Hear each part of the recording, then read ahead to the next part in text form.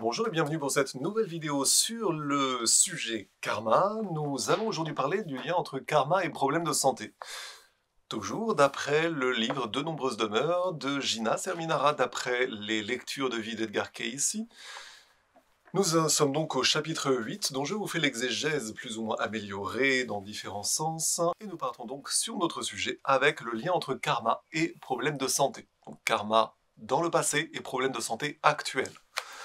Le thème du chapitre 8 de cet ouvrage, donc nous avons une idée fausse dont nous avons déjà parlé dans la vidéo précédente sur le fait que le karma soit, dans l'esprit des occidentaux qui ne comprennent pas forcément vraiment la notion, que le karma puisse être le synonyme d'une passivité, d'une certaine léthargie, d'un fatalisme, c'est-à-dire « Ah, c'est son karma, on ne peut rien faire, etc. » Cela tient aussi, là c'est un point sur lequel le livre, pour le coup, est vraiment daté, parce qu'on est dans les années 60, on parle un peu de certains stéréotypes sur les hindous, néanmoins, c'est à chacun de faire sa propre expérience concernant la question de savoir si les hindous, au moins au niveau du peuple, on dirait de la plèbe, peuvent avoir un minimum ou trop de fatalisme ou trop de passivité face au sort au sens romain ou au sens en espagnol, italien, etc., le sort au sens français, c'est-à-dire le destin.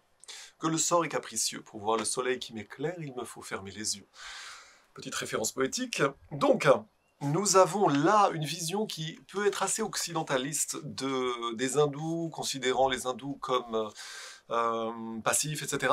On verra plus tôt, on tempérera cela, notamment en étudiant Michel Coquet par la suite, mais d'abord, nous faisons une série donc sur ces vidéos du karma. Il y a déjà beaucoup de choses à dire au sujet du karma, et après seulement on corrigera par certains égards concernant à partir d'autres sources dans une optique synthétique. Mais là, nous parlons donc de la compréhension qu'en avaient les Occidents en 1960. Par contre, ce qui est intéressant, c'était d'opposer, le livre le faisait, d'opposer les enseignements les plus hauts de l'Inde, d'une part, et d'autre part, les couches de superstition qui ont pu être incrustées, notamment dans les, on va dire, à hauteur d'homme, dans, on va dire, les parties du peuple, on va dire, qui réfléchissent le moins. En fait, on ne saurait, c'est ce qui est une conclusion juste là-dessus, on peut avoir une version altérée de la compréhension du karma à hauteur d'homme, à hauteur du peuple ou du bas peuple, entre guillemets, qui ne soit pas forcément la plus haute compréhension du karma, et c'est en ce sens que peuvent coexister deux notions, c'est-à-dire une compréhension juste et une compréhension abusive ou fausse, ou fataliste, ou populaire, viciée, ou en tout cas simplifiée. Voilà évidemment ce que l'on peut trouver là, donc dans l'Inde, mais de fait on peut trouver ces idées comment dire, de deux niveaux de compréhension différents des mêmes enseignements. En fait, on peut trouver cette idée-là dans toutes les cultures et à toutes les époques. Et en ce sens, la conclusion, c'est qu'on ne saurait juger des résultats de la croyance en la réincarnation en donnant, pour exemple, seulement son effet psychologique sur les masses ignorantes, en tout cas sur les parties les plus ignorantes du peuple, pour justement tenter d'aller en faire une généralisation abusive. Ça, c'est ce qu'ont fait beaucoup, notamment les jésuites, notamment, on verra ça quand on reparlera de Blavatsky.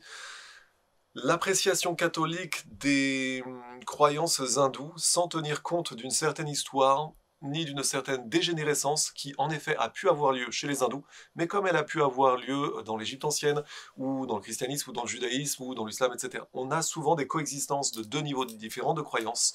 Donc là, il faut garder ça, je pense, à l'esprit, pour ne jamais être trop péremptoire lorsque l'on donne dans l'interculturel en fait. La compréhension qu'ont les occidentaux des hindous n'est pas forcément la compréhension la plus haute de la compréhension du monde des hindous par exemple. Incidemment, elle parlait également de l'action débilitante du climat, c'est un peu très quand même particulier de dire comme ça.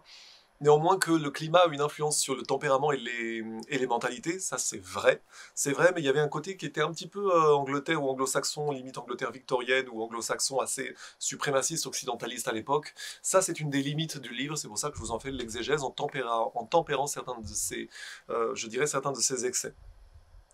Par contre, il y a un parallèle intéressant avec le christianisme, lorsque le livre dit « En réalité, il n'y a aucun lien psychologique nécessaire entre l'apathie et la croyance au karma, pas plus qu'il n'y aurait de lien psychologique nécessaire entre l'hypocrisie et le christianisme.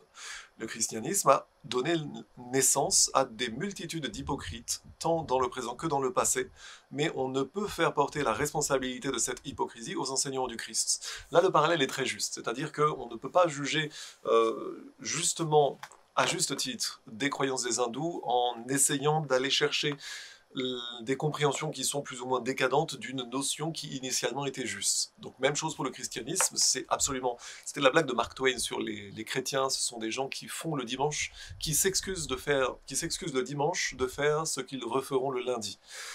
Il est absolument vrai, enfin de mon point de vue et on va dire un peu d'expérience, j'ai pu avoir lieu de penser que beaucoup de chrétiens ou de pseudo-catholiques bien tradis se comportent en fait bien souvent comme des hypocrites et agissent très peu en chrétiens les uns vis-à-vis des autres.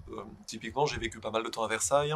En tout cas, j'ai vu pas mal de temps ces choses-là à Versailles, mais aussi dans d'autres lieux, Tours, Bourges, Saumur, Angers par exemple, et aussi dans certains dans certains contextes parisiens vraiment assez huppés, en tout cas vraiment tradis. Je veux dire, j'ai pu voir qu'à de nombreuses occasions, des chrétiens revendiqués ne se considéraient pas forcément comme chrétiens, ne se comportaient pas forcément toujours comme des chrétiens. Ça, en tout cas, c'est mon expérience personnelle. En tout cas, un deux poids deux mesures entre d'un côté les enseignements du Christ et de l'autre la façon dont les pseudo-chrétiens se comportent au quotidien. C'est aussi un ami, un camarade qui lorsqu'il a fait ses classes dans la marine, m'a dit la chose suivante. À un moment, lui-même avait été formé, comme moi, dans un contexte universitaire très athée, il fallait surtout pas être croyant, etc., ce genre de choses. C'est typiquement français, hein. Il n'y a qu'en France qu'on voit ça. Merci le Grand Orient au passage. Lui m'avait dit à un moment que l'une de ses prises de conscience, c'est lorsqu'il était donc plongé soudainement dans un milieu catho-tradi en tout cas assez traditionnaliste et catholique dans l'armée, et qu'à un moment il avait vu, je ne sais plus à quelle occasion, quelqu'un qui avait fait une bourde ou je ne sais plus quoi, et il avait entendu donc un groupe de camarades qui étaient assez prompts à dire pique-pendre de lui, en tout cas être assez désobligeant, et en fait l'un des membres du groupe avait juste eu ce réflexe chrétien de s'abstenir d'un jugement négatif, et il avait dit en substance, bon les gars, Christ lui a déjà pardonné, vous pourriez faire un effort. Je pense que cette idée-là est tout de même intéressante, par opposition au fait qu'au quotidien, nous avons beaucoup de cathos, notamment cathos plus ou moins tradis, qui peuvent être très acerbes les uns contre les autres, en oubliant, ce faisant, les véritables enseignements du Christ. Donc voilà pour l'incidence, la comparaison en tout cas entre une mauvaise vision occidentale des enseignements des hindous et de la compréhension de la réincarnation d'une part, et d'autre part, le fait qu'il ne faille pas jeter le bébé avec l'eau du bain, c'est-à-dire jeter les enseignements christiques avec l'eau du bain de l'hypocrisie d'un certain nombre de chrétiens, pour moi il y a un vrai problème qui est spécifique, de mon point de vue, au milieu catholique. Je ne connais pas assez les milieux protestants, etc., mais en tout cas il y a un vrai problème pour moi au niveau des milieux catholiques en termes d'hypocrisie, mais ce n'est pas pour autant qu'il s'agisse de jeter le bébé avec l'eau du bain, c'est-à-dire les enseignements christiques qui sont parfaitement légitimes pour quiconque veut bien les comprendre. Donc cette petite précision laissée de côté concernant la distinction entre la haute compréhension du karma et la basse compréhension viciée, potentiellement déformée, décadente que peuvent en avoir certaines composantes du peuple ou du bas peuple en effet, eh bien, ceci étant laissé de côté, maintenant, la bonne attitude face au karma, quelle est-elle? On l'a déjà vu dans la vidéo précédente. Si on accepte le concept du karma, eh bien, normalement bien compris, l'attitude envers le karma, comme envers toute loi de l'univers, au final, eh bien, elle doit surtout être caractérisée, elle doit surtout se signaler par une sorte de consentement, on l'avait vu, et de confiance dans le fait que ce qui nous arrive revêt une certaine part de justice, mais que ça va être plutôt à nous d'aller tenter de la comprendre, plutôt que de s'en offusquer, de nous en offusquer sans forcément savoir en temps réel ce que l'on subit. Le problème étant, comme nous l'avions vu, le décalage entre le moment où on subit les choses et le moment où on comprend pourquoi on subit les choses. Néanmoins, l'attitude de confiance et de consentement, en tout cas de quelque part de foi au vrai sens du terme, doit être ce qui caractérise la vision de la vie de ceux qui croient vraiment en la juste compréhension du karma. C'est-à-dire pas une peur irrationnelle, mais une foi dans le fait que, ok, ce qui nous arrive est juste, maintenant, tout ce qui nous arrive globalement, une coïncidence ou une bizarrerie n'est qu'une explication qui attend son heure. Ça veut dire que le karma que l'on subit ou les bizarreries que l'on peut vivre, parfois, de fait, c'est à nous d'avoir toujours la même attitude devant la vie, c'est-à-dire, ok, si je suis confronté à quelque chose d'anormal, c'est qu'il y a un sens, c'est à moi d'aller le chercher, plutôt que de rajouter du bordel au bordel. Par exemple, si on est confronté à de l'irrationnel, rajouter de l'irrationnel nous-mêmes, ce n'est pas la bonne attitude devant la vie. Tout cela, nous en avions parlé dès l'introduction, quant à la motivation que j'avais de faire toutes ces vidéos pour expliquer, donc pour faire comprendre que pourquoi je fais tout cela, c'est que de fait, j'estime que ça peut servir à beaucoup de monde. Pourquoi? Parce que j'ai une certaine expérience de ces choses-là, j'ai vu d'autres expériences autour de moi, et je pense qu'au final, Il est évident que ça peut servir à beaucoup de monde, ce que je suis en train de dire, voilà. Donc, la confiance, le consentement, et même la foi devant la vie, devant la justesse quelque part de la vie, c'est l'attitude qui va nous faire perdre le moins de temps pour comprendre le plus vite possible ce à quoi nous sommes confrontés, même quand en apparence ça peut être extrême ou plus ou moins extrême. Mais tout de même, quand on est confronté à des bizarreries, on ne peut vraiment s'empêcher de demander jusqu'à quel point les choses sont justes, en fait. Jusqu'à quel point on va accepter les contraintes ou les bizarreries qui nous sont imposées, parce qu'il y a toujours quand même des moments où, quand vous êtes vraiment face à de l'irrationnel humain, il y a un moment où vous pouvez aussi avoir votre souveraineté et vous dire, c'est bon, j'ai pas forcément besoin de subir toujours les mêmes schémas répétitifs. Il y a un moment, je veux bien qu'on investigue les choses ensemble, mais si tu continues, par exemple, à une personne en face voilà, si tu considères qu'il est normal de me faire peser tout ton irrationnel, il y a un moment où je peux dire stop aussi. Si j'y laisse ma santé, c'est trop cher payé, par exemple. Néanmoins, c'est le même problème qu'à la danse. Ou bien on progresse ensemble, ou il y a un moment où on est obligé de se séparer le temps que la deuxième personne soit prête à évoluer, ou en tout cas à faire autre chose que d'être dans le reproche irrationnel, dans quelque chose qui peut vraiment alourdir, sans rajouter quoi que ce soit dans la compréhension de l'incident qui est en train de survenir, par exemple. Si vous avez une vision juste devant la vie, donc vous êtes capable de comprendre que les causes ne sont pas les conséquences, plutôt que les conséquences ne sont pas les causes, on vous projette à la gueule des conséquences, allez chercher les causes, si et seulement si la personne en face est disposée à vous aider à aller les chercher ou pas, en tout cas est dans une bonne attitude compréhensive, sinon c'est de l'immaturité spirituelle. Mais au moins faites votre travail de votre côté, et on verra si l'autre l'a fait en même temps, mais je pense que c'est la bonne attitude à avoir devant tout ça. Donc, la question de savoir jusqu'à quel point on doit accepter de fait le karma ou les contraintes induites, en effet, peut avoir des limites, notamment quand il est question de karma physique, de vraies conséquences karmiques physiques dans des maladies, des afflictions, etc. Et en effet, là, le sujet reste ouvert, parce que parfois, quand on en prend plein la gueule, on ne peut pas forcément reprocher à une personne de ne pas avoir au moins une étape de reproche et de dire qu'est-ce que j'ai foutu, ou alors d'une façon ou d'une autre que c'est injuste. Néanmoins, encore une fois, si on a la bonne attitude devant la vie, il y a un moment où on va aller chercher à en savoir plus et d'une façon ou d'une autre, les informations dont on a besoin, je vous le dis, je vous le prédis, vont venir à votre portée si et seulement si vous avez vraiment l'intention sincère de chercher les causes sans vous arrêter uniquement aux conséquences. Évidemment, c'est très facile de dire ça quand on est bien portant face à quelqu'un qui est handicapé, par exemple. Néanmoins, j'ai pas d'autres, ça vaut ce que ça vaut, j'ai pas d'autres recommandations. Néanmoins, toute pulsion de révolte, au final, spirituellement, ne fait que nous faire perdre notre temps. Ça, je pense que c'est un enseignement qui est juste de toutes les façons possibles. Après, on peut aussi s'améliorer, améliorer nos conditions de vie les uns aux autres. C'est-à-dire que bien souvent, le problème est que c'est pas tant le problème d'être frappé par quelque chose, c'est le problème que la société n'est pas forcément compréhensive, dans la compréhension juste du fait que les afflictions, comment dire, il doit y avoir une sorte de solidarité dans la compréhension des choses, et c'est cette solidarité, c'est cette entraide qui est un facteur d'évolution, plutôt que de laisser les uns en révolte et les autres dans l'indifférence. La révolte d'un côté, l'indifférence, le manque d'empathie de l'autre, c'est toujours le même problème en fait. Tant qu'on n'a pas souffert assez soi-même, on se contrefout de la souffrance des autres. Et c'est la raison pour laquelle après on ne peut pas parler de tout à n'importe qui. C'est aussi la raison pour laquelle parfois certains enseignements sont, sinon secrets du moins, ne peuvent pas être divulgués à tout le monde en même temps. Par exemple, il y a des personnes à qui on divulgue le genre d'enseignement ou le livre dont je vous parle initialement, des gens qui le vivent très bien, des gens qui le vivent très mal. Pourquoi? Parce que nous avons un chemin personnel à faire, et surtout le problème est que la majorité des gens vont penser par exemple le karma dans cette compréhension occidentale, c'est-à-dire le karma c'est seulement punitif, c'est pour nous punir. Non, non, c'est pas pour nous punir, c'est pour nous instruire d'une part, et également nous faire comprendre, nous déculpabiliser aussi par certains égards, parce que quelque part, en tant que jeune âme, on fait des expériences qui peuvent être ratées, mais on n'est pas forcément fautif parce qu'on était une jeune âme, dans le sens où il nous fallait cette étape-là pour apprendre. Et c'est déjà une compréhension non manichéenne et non culpabilisante de la vie. Néanmoins, malheureusement, dans notre actualité, dans notre époque occidentale sous-alimentée et spirituellement sous-alimentée, dirait Jung, pas que l'Occident même, hein, eh bien, nous avons trop peu de ces logiques d'entraide qui sont de nature spirituelle. Donc, concernant cette question de la potentielle révolte face aux grosses afflictions karmiques et à la difficulté de les prendre avec, on va dire, philosophie ou compréhension karmique juste, eh bien, on a des réponses tangibles, c'est ce qui est intéressant dans les lectures de Case, concernant les spéculations ou bien les éventuelles conséquences éthiques et pratiques de cette théorie entre guillemets de la réincarnation. De fait, c'est pas une théorie, il faut la prendre comme de la connaissance et non pas de la croyance. La réincarnation n'est pas une théorie, c'est une connaissance née de milliers d'années de compréhension croisée dans l'étude des religions Et c'est comme si aujourd'hui on agrège les expériences de mort imminente, on s'apercevra qu'il y aura des choses qui vont revenir, des enseignements qui vont revenir, et on va comprendre certaines choses.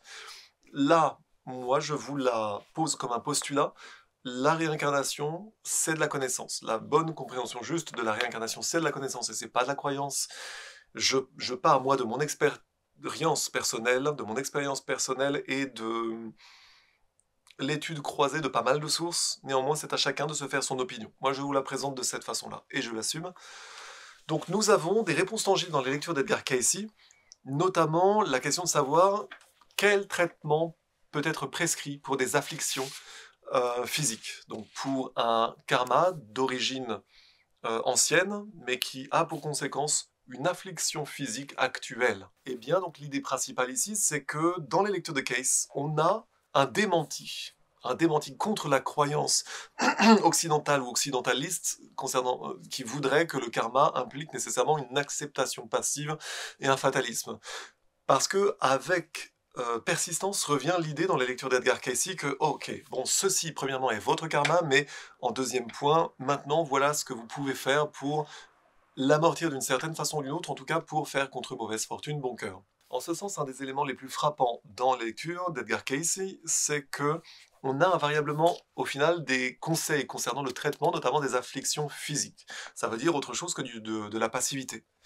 Dans de nombreux cas de karma physique, on a même des espoirs précis de guérison dans les lectures. Ça veut dire que même si une maladie est karmique, on peut avoir un chemin de guérison. Dans d'autres cas, par contre, on a des dettes karmiques qui sont plus graves, et là, clairement, la lecture dit franchement qu'il ne faut pas s'attendre à une guérison complète dans cette vie, mais par contre, qu'une amélioration peut tout de même être obtenue en faisant, par exemple, premièrement des efforts, on va voir de quelle nature ils sont des efforts spirituels, et deuxièmement, un traitement avec parfois pas mal de variables dans le traitement. Pour exemple, on a un cas intéressant d'un électricien de 34 ans qui était atteint d'une sclérose en plaques généralisée et incurable, diagnostiquée donc, pendant 3 ans. Il n'avait plus travaillé, il était devenu trop aveugle pour lire ou écrire, il tombait fréquemment quand il s'essayait à marcher. Plusieurs hôpitaux lui avaient accordé une assistance médicale, et pendant ce temps-là, sa femme et leur enfant de 5 ans, sa femme gagnait la vie du foyer et pour également l'enfant. Bien que l'homme n'eût pas demandé de lecture de vie,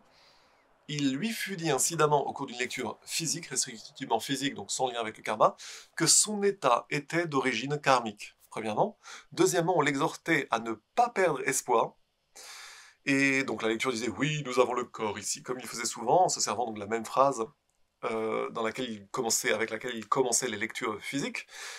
Et il disait, d'après ce que nous voyons, la lecture disait, l'état est très sérieux, mais ne perdez pas espoir, car le secours est proche, pourvu que vous l'acceptiez. Donc il y a un problème karmique, il y a quand même un espoir, à une condition de l'accepter qu'on on ne le sait pas encore. Et après, suivait 3 pages d'une beauté et d'une force singulière de description. Donc description d'abord pathologique du mal en des termes médicaux, puis après venait premièrement, puis après deuxièmement venait un essai sur les forces de récupération que le corps possède, un essai ou en tout cas un petit morceau de dissertation. Troisièmement, il y avait une référence au fait que la situation de cet homme était karmique, suivi après d'une exhortation, 4e point, à modifier sa perspective mentale et à éliminer de sa conscience toute haine et toute malveillance. Et la lecture s'achevait, 5e point, par une ordonnance de traitement minutieuse. Ça veut dire qu'on a vraiment une lecture type qui décrivait la pathologie, premièrement. Deuxièmement, qui disait que le corps a des facultés de récupération. Troisièmement, que la situation était karmique. Mais quatrièmement, une exhortation à la modification de la conscience, et notamment pour virer toute haine et toute malveillance. Et cinquièmement, une ordonnance de traitement. Donc encore une fois, le contraire du fatalisme. Et là, on a vraiment 5 points à la suite qui sont pour le coup très intéressants. En tout cas, comme continuum du fait que la guérison est un processus global. 1 an plus tard environ, le même homme demanda par lettre une nouvelle lecture et rendit compte, du fait de rendre compte, de ce qu'il avait religieusement suivi l'ordonnance. Et il avait immédiatement constaté quoi? Une amélioration. Cette amélioration s'était poursuivie durant les 4 premiers mois, au bout desquels finalement il y avait une rechute et un déclin des forces. Ce qui est intéressant, c'est que dans ce cas d'école, il semblait que cet homme n'eût appliqué de l'ordonnance que le côté matériel, sans prêter attention au côté spirituel. Car la deuxième lecture le rappelait à l'ordre justement sur ce point précis, avec des termes sans ambiguïté. Il lui dit, oui, nous avons le corps ici. Ce corps, nous l'avons eu antérieurement. Nous constatons que le corps a fait des progrès physiques, mais il reste beaucoup à désirer. Donc sur un plan non physique, sous-entendu. Ainsi qu'il a été indiqué, il s'agit d'un état karmique. Et il faut que l'entité se mette en mesure de changer son attitude vis-à-vis des choses, des situations et de son prochain. Ça veut dire que l'aspect matériel de la guérison ne suffit pas. Il fallait une modification de la compréhension spirituelle des choses, de la vie, des choses, des situations, et notamment du rapport à son prochain. Là, on a un enseignement intéressant. La guérison, l'intention de guérison, l'ordonnance bête et méchante ne suffit pas. Il faut aussi une prise de conscience. La guérison, sous-entendu, la guérison est spirituelle avant d'être matérielle. C'est intéressant. Là, pour le coup, ça ouvre la voie à une compréhension du fait que la maladie peut avoir un sens karmique, un sens justement visant à nous donner une meilleure conscience, une meilleure compréhension des choses, et là je pense qu'il y a un sujet énorme. La lecture continue, il y a eu des progrès tant qu'on a appliqué des moyens mécaniques destinés au redressement physique. Mais si l'entité est si satisfaite d'elle-même, si elle est tellement centrée sur elle-même, qu'elle refuse les choses spirituelles et ne change en rien son attitude, aussi longtemps qu'il y aura de la haine, de la malveillance, de l'injustice, de la jalousie, aussi longtemps qu'il y aura intérieurement quoi que ce soit qui se trouve en contradiction avec la patience, la longue tolérance, l'amour fraternel, l'amabilité, la gentillesse, il ne peut y avoir de guérison du mal dont ce corps souffre. L'enseignement est énorme ici. C'est-à-dire que d'un côté, on a l'autosatisfaction de soi-même, le fait d'être centré sur son nombril, le fait de refuser les choses spirituelles, de ne pas vouloir changer son attitude. On a ces 4 gros problèmes avec la haine, la malveillance, l'injustice, la jalousie. On a ceci se trouvant en opposition, en contradiction dixit, avec la patience, la longue tolérance, l'amour fraternel, l'amabilité, la gentillesse, l'altruisme au sens large. Eh bien, à condition de fait, c'est la leçon de fait de ce passage, s'il n'y a pas d'altruisme, s'il n'y a que de l'égoïsme, la guérison est impossible. Sous-entendu, la maladie sert à recréer la conscience. Ça, pour le coup, c'est très intéressant.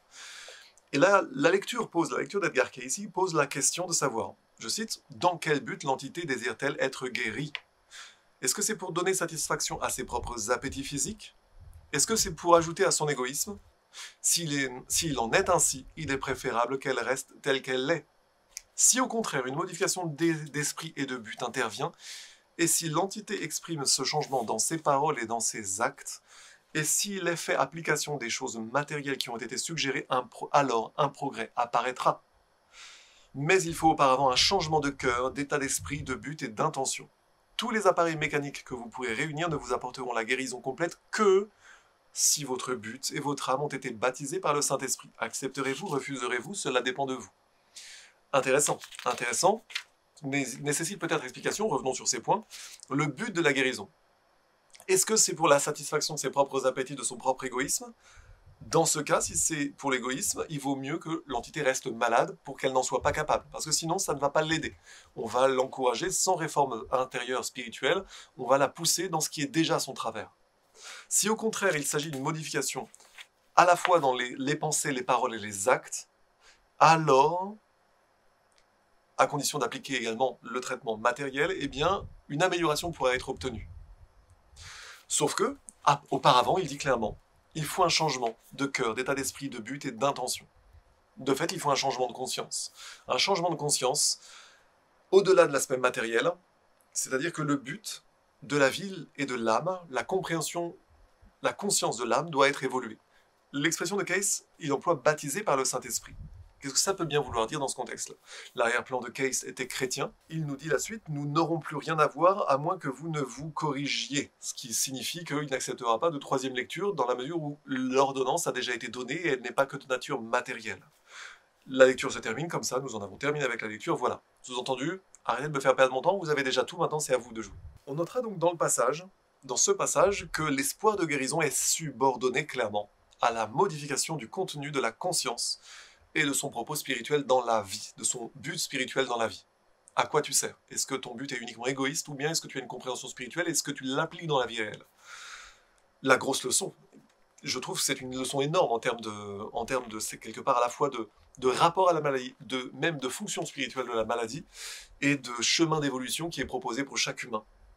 Et on s'aperçoit incidemment que la maladie peut servir à justement faire évoluer les humains.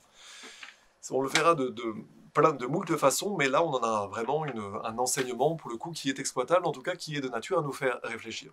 Donc la question c'est dans quel but voulez-vous être guéri? Il y a un ton inquisiteur, il y a vraiment très nettement, est-ce que c'est pour donc vous adonner à vos plaisirs physiques, est-ce que pour votre égoïsme? Sinon, restez là où vous en êtes, ça ne servira à personne. Donc cette lecture si libre, si ouverte, c'est en fait une vision antiseptique, spirituelle, d'un grand médecin qui parle à travers d'Edgar Cayce, dont la conception en fait du rapport à la maladie, et ben ça va bien au-delà des simples convenances qui vont garder dans le confort la personne ciblée, la personne malade. On ne la ménage pas ici. On lui dit, ok, vous êtes malade pour cette raison, c'est votre égoïsme fait partie du problème. On ne va pas vous donner juste un petit baume à l'âme et une petite pilule, vous avez besoin d'évoluer. Sous-entendu, la gentillesse n'est pas la seule façon de faire progresser une personne qui a déjà une grosse inertie spirituelle. Cette idée-là, elle est également fascinante. Pas une fois sur plus de 25 000 lectures, Cayce n'a refusé de donner des conseils à une personne dans le besoin. 25 000 lectures, ça fait beaucoup quand même. Mais fréquemment, malgré son infinie compassion, Edgar Cayce, en tout cas sous hypnose, ne pouvait s'empêcher de souligner que la maladie avait une fonction de redressement spirituel et pas uniquement physique. De fait, il y avait quelque part une faute morale, une faute spirituelle dans l'équation qui était la source du mal, et c'est ça qui devait être réparé. Avant le corps, avant la maladie n'était qu'une conséquence de quelque chose d'autre, de nature morale, de nature même spirituelle. De fait, la personne malade devait s'efforcer par tous les moyens de changer son état, d'améliorer son état, mais elle devait surtout profiter de l'occasion qui lui était donnée par cette maladie, d'améliorer, de modifier ce qui était de fait une faiblesse intérieure de son âme, et de changer de fait les dispositions de son âme et même sa conscience spirituelle face à la vie et non pas face à la maladie uniquement, face à la vie, face aux autres, face à questionner son égoïsme, etc. Cette leçon-là est déjà vraiment lourde et puissante en soi. Nous avons donc l'idée que tous les palliatifs, tous les soins pouvaient apporter, que ce soit la nature, les remèdes miracles, la science moderne, on pouvait avoir un soulagement momentané, mais ça finissait par devenir impuissant, finalement, en ce qui concernait de fait ce qui devait être la force morale du karma, la force spirituelle du karma, c'est-à-dire que vous devez être mis face à vous-même, et tant que vous ne changerez pas, vous serez remis face à vous-même, et c'est grâce à ça que vous évoluerez. C'est drôle, c'est une façon tout à fait autre d'appréhender la maladie. C'est que la maladie sert à quelque chose, de fait. Ça sert à nous faire comprendre des choses sur nous-mêmes et à nous faire évoluer. Que même la maladie sert à quelque chose. Et que sans cette maladie, peut-être qu'on ne se pose pas des bonnes questions. Je pense qu'on peut tous trouver des exemples comme ça. Jusqu'à quel point bien des gens ont besoin quelque part d'un passage sur le billard ou de certaines alertes pour se poser de meilleures questions, en fait. Et ce serait en ce sens... on dit la maladie, le mal a dit. Ça serait en quelque sorte la fonction pédagogique de la maladie et du karma associé à la maladie. De fait, la guérison doit venir par l'esprit, du dedans, doit venir par un mouvement, un tropisme intérieur de l'âme, sinon elle ne sera pas durable. C'est la grosse leçon. La grosse leçon de ce qui nous est appris ici. Faisons également le parallèle avec un très bon ouvrage de Daniel Leroy-Gévaudan qui s'appelle Ainsi Gévaudan, qui s'appelle Ainsi soignait-il, justement sur l'état d'esprit des anciens thérapeutes égyptiens, puis qui ont enseigné les thérapeutes égyptiens, une secte juive de guérisseurs thérapeutes, de guérisseurs exorcistes d'ailleurs, dont il y a un lien avec Jésus, il y a un lien surtout avec l'Égypte ancienne. Et il y avait notamment l'idée, notamment dans son livre, il raconte pas mal de choses très intéressantes sur le fait que toute guérison est avant tout spirituelle et tout mal est avant tout spirituel. Ça veut dire que la guérison ne passera que par une prise de conscience spirituelle. On a un autre cas de cécité qui reprend quelque part la même idée. Un point de vue de fait qui ne se dément jamais dans les lectures de Cayce. Toujours pareil, la guérison est spirituelle avant d'être uniquement matérielle. Donc la lecture dit, oui, l'état est karmique, premièrement. Une meilleure application d'idéaux spirituels dans ses rapports avec les tiers apportera dans la vie de cette entité un grand changement. Leçon directe, il faut être plus spirituel, avoir de meilleurs idéaux spirituels dans ses rapports avec les autres pour améliorer dans la vie de cette entité, améliorer l'état physique. extraordinaire. C'est-à-dire que l'aveuglement, tu ne vois pas, mettons, les vertus des autres, il y a comme une idée psychosomatique derrière. Améliore ta compréhension du rapport à l'autre et ta vie changera, y compris potentiellement ton état physique. Est-ce qu'on peut guérir d'une cécité de cette nature-là? En tout cas, ça peut faire réfléchir. La suite, alors qu'au début il n'y aura guère de modification de la vision, nous trouverons que le corps fera matériellement des progrès au fur et à mesure que des redressements se produiront dans le soi intérieur. Sous-entendu, un meilleur tropisme d'âme pour mieux considérer les autres apportera, non pas immédiatement, mais par la suite, une amélioration de l'état physique déficient actuel. On nous parle de l'état du système cérébrospinal et de celui de la bouche et des gencives qui ont une grande influence sur l'état des yeux, étonnant. La lecture nous dit que le premier effort doit être montrer le fruit de l'esprit et de s'appliquer à avoir conscience du Christ dans les faits de tous les jours. Pratiquer donc la fraternité, la bienveillance, la patience, la tolérance, la douceur. Ça, c'est le premier effort. C'est un effort complètement chrétien, complètement christique, pour le coup. Et de fait spirituel, en fait. C'est la compréhension de la vie, du fait que ne juge pas l'autre d'une façon négative, sinon tu subiras la même, etc. Vous comprenez les enseignements christiques. Il vous faut aussi, deuxième point, des redressements ostéopathiques, en particulier des 4e, 3e, 2e et 1re vertèbres dorsales, de la 3e cervicale et de la 1re, 2e et 4e cervicale. Ces redressements devront être faits dans l'ordre indiqué, puis il faudra apporter une attention spéciale aux centres nerveux qui aboutissent aux dents, en particulier dans la région située juste sous l'oreille contre la région mastoïdienne de la tête. Là, nous avons un conseil très précis d'ostéopathie ou de chiropraxie, très précis dans l'ordre des vertèbres.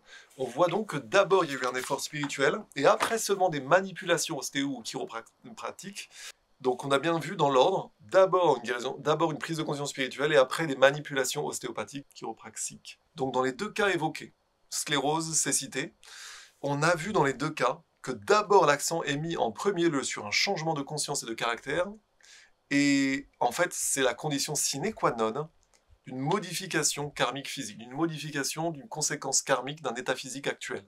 D'abord une prise de conscience spirituelle, et de fait, si on se rappelle que le but réel du karma est l'éducation morale ou plutôt spirituelle, là je corrige le livre, on comprendra que cette manière de voir la thérapeutique karmique est naturelle et inévitable. Si le karma est là pour votre éducation et votre réforme intérieure, alors une maladie karmique peut en effet avoir le même but. Donc d'abord, il faut une prise de conscience spirituelle, puisque c'est de l'éducation, c'est de l'instruction morale, et tout en étant dédramatisante comme on a déjà vu, mais en tout cas, le but premier, c'est l'éducation, l'instruction.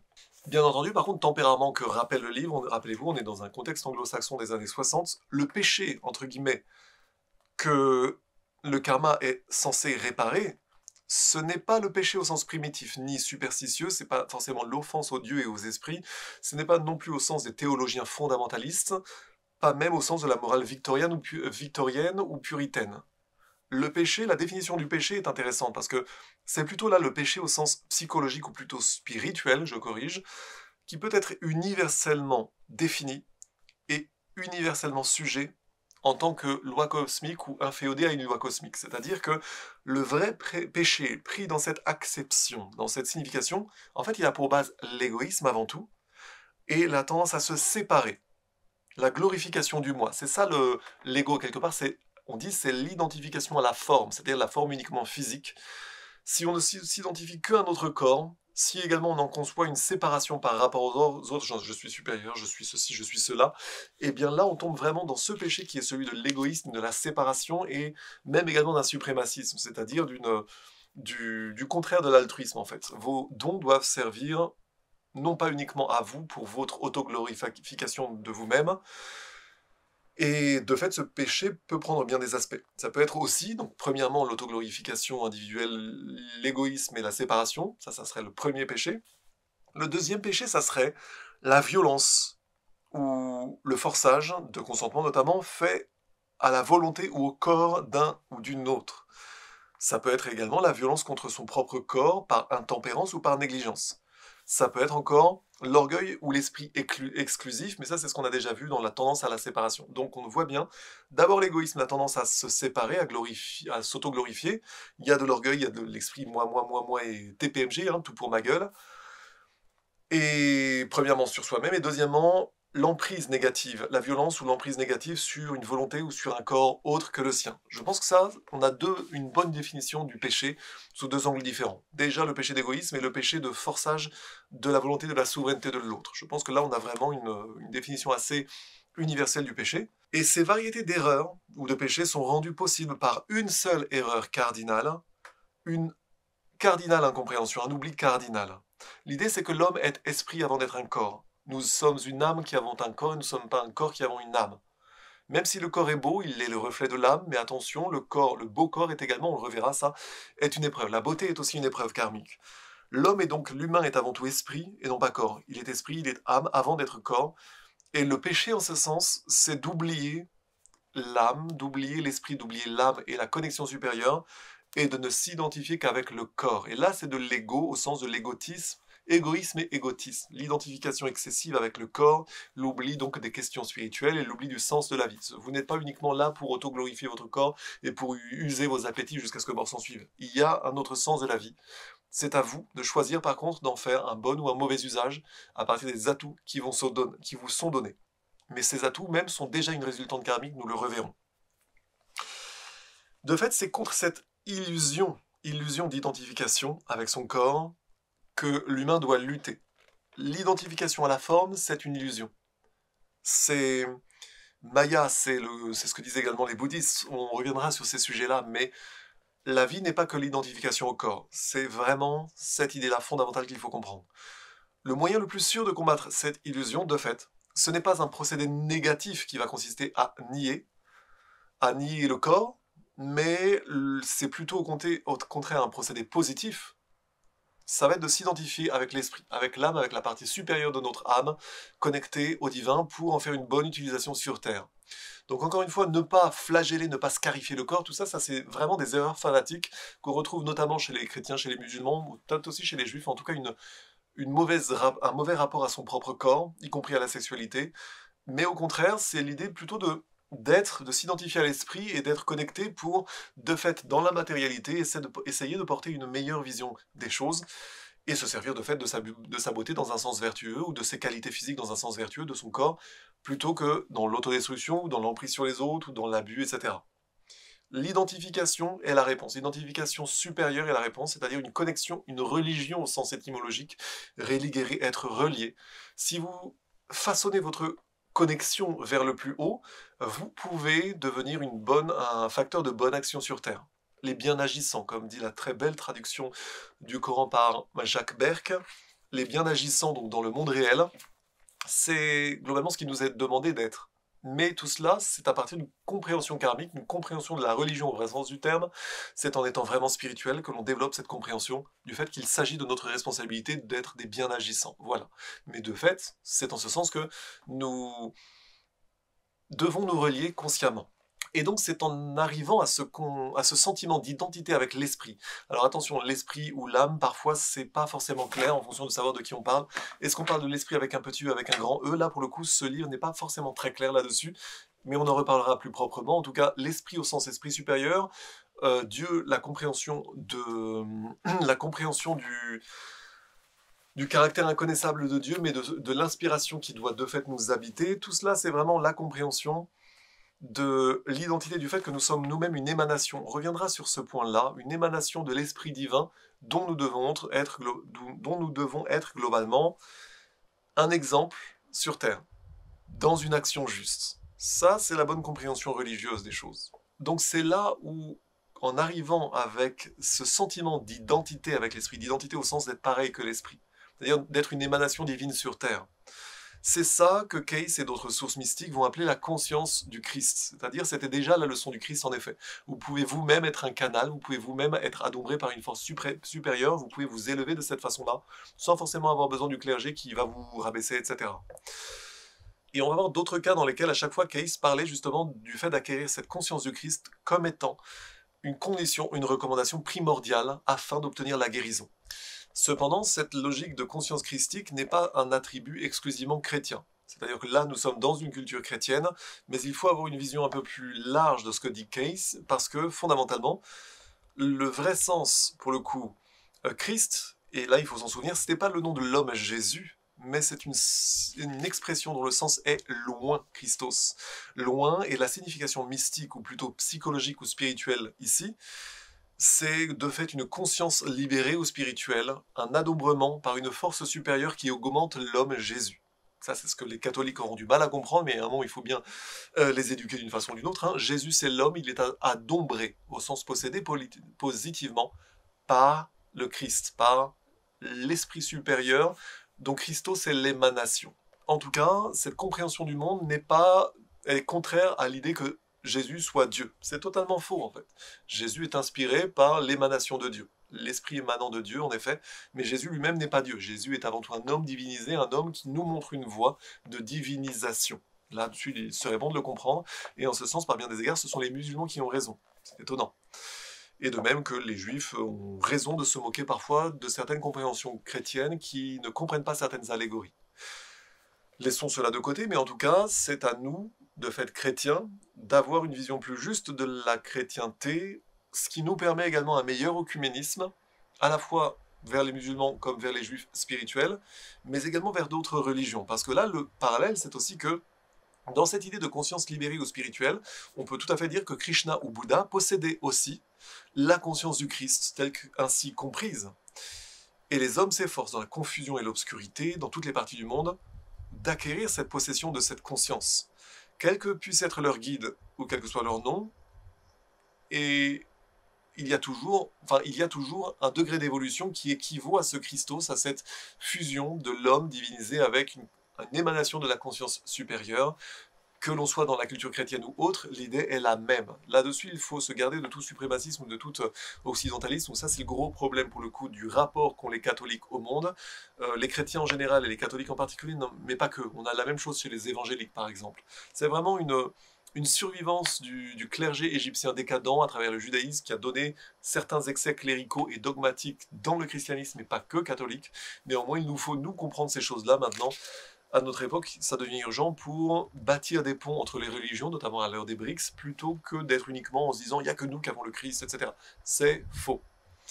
Il n'y a pas de ce type d'exclusivité, et ce type d'exclusivité d'ailleurs serait également un péché au sens de, pareil, ce qu'on a dit, la tendance à se séparer.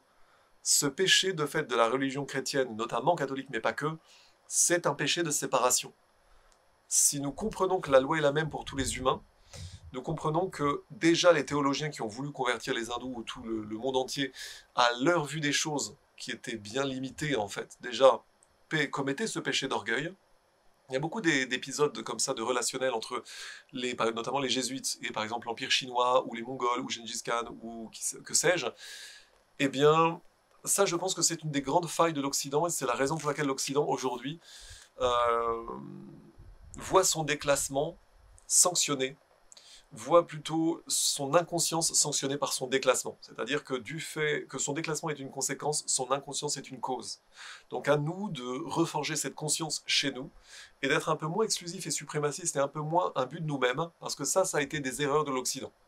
Je parle en mon nom d'occidental et en me sentant dépositaire d'une civilisation, néanmoins, je donne des solutions. Ne pas être à ce point exclusif, avoir cette prétention à l'exclusivité qui est un réel péché spirituel, individuel comme collectif. Donc tout ça, on parle du langage des lectures de Case qui utilisent la phraséologie de la tradition chrétienne, mais encore une fois, ça ne veut pas uniquement dire, donc là on a un contexte chrétien, mais ça ne veut pas dire que ça soit totalement exclusif aux chrétiens. C'est vraiment important de le comprendre. Donc ça lui donnait sans doute un prisme dans ses lectures, et c'est pour ça qu'il est intéressant d'en faire l'exégèse. Et déjà ce livre le faisait en bonne partie, de nombreuses demeures toujours, mais encore une fois, se garder de tout suprémacisme, de tout occidentalisme excessif, parce que l'Occident a 2000 ans, figurons-nous qu'il y a des civilisations qui ont existé avant nous, et que ce que disait Christos, ce que disait le Christ, Pythagore le disait en bonne partie déjà. C'est-à-dire que le Christ n'a fait que répéter, pour ceux qui en avaient grand besoin, notamment le clergé juif assez fanatique de l'époque, n'a fait que répéter des enseignements pour éviter que l'humanité ne tombe trop bas. Voilà le sens des enseignements du Christ, l'élévation pour éviter qu'on ne tombe trop bas. Donc on avait un cadre culturel de Casey, mais on a une idée universelle derrière. C'est que on aurait pu avoir un case bouddhiste qui aurait utilisé des terminologies bouddhistes, qui d'ailleurs aurait été un peu plus compréhensible par certains égards, puisque la théologie chrétienne a pu oublier certaines choses. Néanmoins, en aucun cas les lectures de Case ne limitent ces applications à la culture chrétienne ou à l'Occident seulement. Ce sont vraiment des idées universelles. Et on en a d'autres exemples dans les lectures de Case. Par exemple, on a un cas qui est donné, une injonction qui est donnée à un homme qui était atteint de tuberculose sur la colonne vertébrale, de la colonne vertébrale. La lecture donc lui dit « Souvenez-vous, la source de votre mal est la rencontre avec vous-même, elle est karmique. » Ça c'est intéressant, le « connais-toi toi-même » pourrait déjà avoir un autre sens. Nous parlions à l'instant de paganisme, nous voyons que le « connais-toi toi-même » pourrait avoir un sens bien plus large que ce que l'on pourrait croire. C'est pas uniquement dans l'étude philosophique, mais c'est la rencontre avec nous-mêmes, y compris dans la maladie. Ça c'est intéressant. Je pense qu'il y a une énorme leçon pour qui veut bien la comprendre ici. Donc souvenez-vous, la source de votre mal est la rencontre avec vous-même. Elle est karmique. Le meilleur moyen de vous recentrer en celui avec une majuscule qui a supprimé la loi de cause et d'effet, en accomplissant la loi, et a établi la loi de grâce. D'où, pour l'entité, la nécessité de s'appuyer au bras de celui avec une majuscule, qui est la loi, la vérité et la lumière. Là, on est vraiment dans une phraséologie chrétienne, mais qui a du sens. Donc, la rencontre avec soi-même, on parle du fait que le meilleur moyen de se sauver, c'est de rencontrer globalement le Christ, parce qu'il a supprimé la loi de cause à effet, c'est-à-dire qu'il a dépassé ce karma, en comprenant que toute cause génère un effet, et que la grande leçon du Christ, c'est ne pas faire du mal pour ne pas déclencher des conséquences karmiques. De fait, là, nous avons un enseignement universel, s'il est compris comme ça. En accomplissant la loi, là, pour le coup, il y a une phraséologie chrétienne qui serait interprétée sans doute différemment par des rabbins, par exemple. Là, si on parle strictement de la loi juive, les rabbins diraient « mais non, ça concerne la loi juive ». Mais en fait, Jésus nous parle en effet d'une loi beaucoup plus universelle, c'est « tu aimeras ton prochain comme toi-même, et tu ne feras pas autrui ce que tu ne voudras pas qu'on te fasse ». C'est ce que les réformistes juifs comme Hillel avaient voulu mettre dans le judaïsme, et ils ont été liquidés. Les réformistes ont toujours été zigouillés par les fanatiques dans le judaïsme, c'est un gros problème. N'empêche que, là, nous parlons justement, avec une triple perspective, nous parlons donc de cette suppression de la loi de cause à effet, donc la suppression, le dépassement du karma par le Christ, comme allant bien au-delà du fait de soi-disant accomplir la loi. C'était pas que la loi des Juifs, c'était vraiment la meilleure de réinsuffler une compréhension karmique dans le judaïsme, de fait, quitte à créer une réforme qui est devenue le christianisme, mais c'était une leçon aux rabbins. Ce que vous faites et votre hypocrisie s'autodétruit. Ça, c'est extrêmement porteur, extrêmement lourd d'enseignements dans les enseignements du Christ, mais il est venu pour ceux qui en avaient besoin, et notamment pour ce clergé décadent, en bonne partie décadent, le judaïsme, qui provenait de la décadence égyptienne et qui pensait faire échec à la loi, et qui se rendait coupable d'une confusion, le culte de Mammon, une confusion entre les temples et les banques, qui se rendait coupable d'un péché d'orgueil, il y a beaucoup de tirades comme ça de Jésus justement sur les pharisiens hypocrites et compagnie, et donc il demande là, l'injonction c'est de revenir au Christ et aux enseignements du Christ. Ça c'est quelque chose de très intéressant, et je pourrais même vous dire que mon père a eu une expérience mystique de cette nature-là, qui était comme une sublocution qu'il a eue, je l'ai raconté dans une autre vidéo, une sublocution, ce n'était pas lui qui parlait, mais c'était comme ou bien sa conscience supérieure, ou Dieu directement qui lui parlait, au choix de chacun, qui lui disait en substance qu'au lieu de se perdre dans tel ou tel enseignement, pourquoi ne revenait-il pas d'abord à la source de sa... Je ne sais plus exactement comment c'était formulé, mais de fait, c'était la source des enseignements du Christ, en lui recommandant de les appliquer, de les approfondir et de découvrir ce qui lui était caché. Ça, c'est vraiment une expérience mystique qu'a vécu mon père, et pour le coup, c'était la même que ce qu'est en train de dire Case, c'est-à-dire revenez à la source des enseignements christiques, qui nous enseigne à dépasser le karma, à comprendre votre responsabilité karmique, mais dorénavant à faire le bien, parce que vous comprenez que la loi est celle-ci, de faire exactement ce qui va permettre de vous éviter de subir sans cesse ce cycle de réincarnation, parce que vous aurez toujours semé des mauvaises conséquences karmiques que vous devrez payer plus tard. Là, on a une injonction extrêmement intéressante.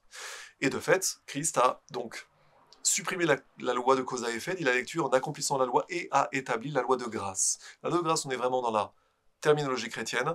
La fin de la lecture dit « D'où pour l'entité la nécessité de s'appuyer au bras de celui qui est la loi, la vérité et la lumière », donc de s'appuyer au bras du Christ à travers ses enseignements, justement. Ici, la loi de grâce dont il est question, pareil, le livre tempère en disant que ce n'est pas davantage l'attribut exclusif de la chrétienté ou de ceux qui croient en Jésus-Christ.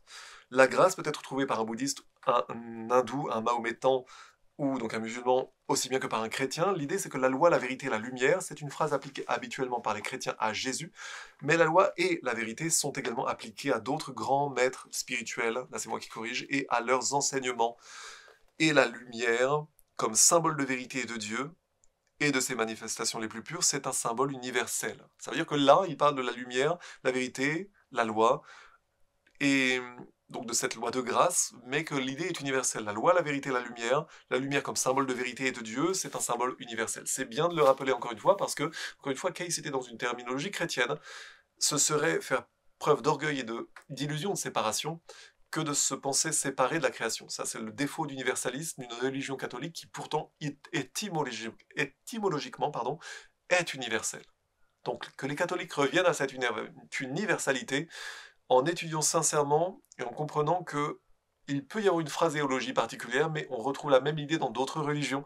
Ce qui veut dire que cette illusion de la séparation, qui est à la base, par exemple, de l'idéologie du choc des civilisations, elle est fausse et elle est dangereuse.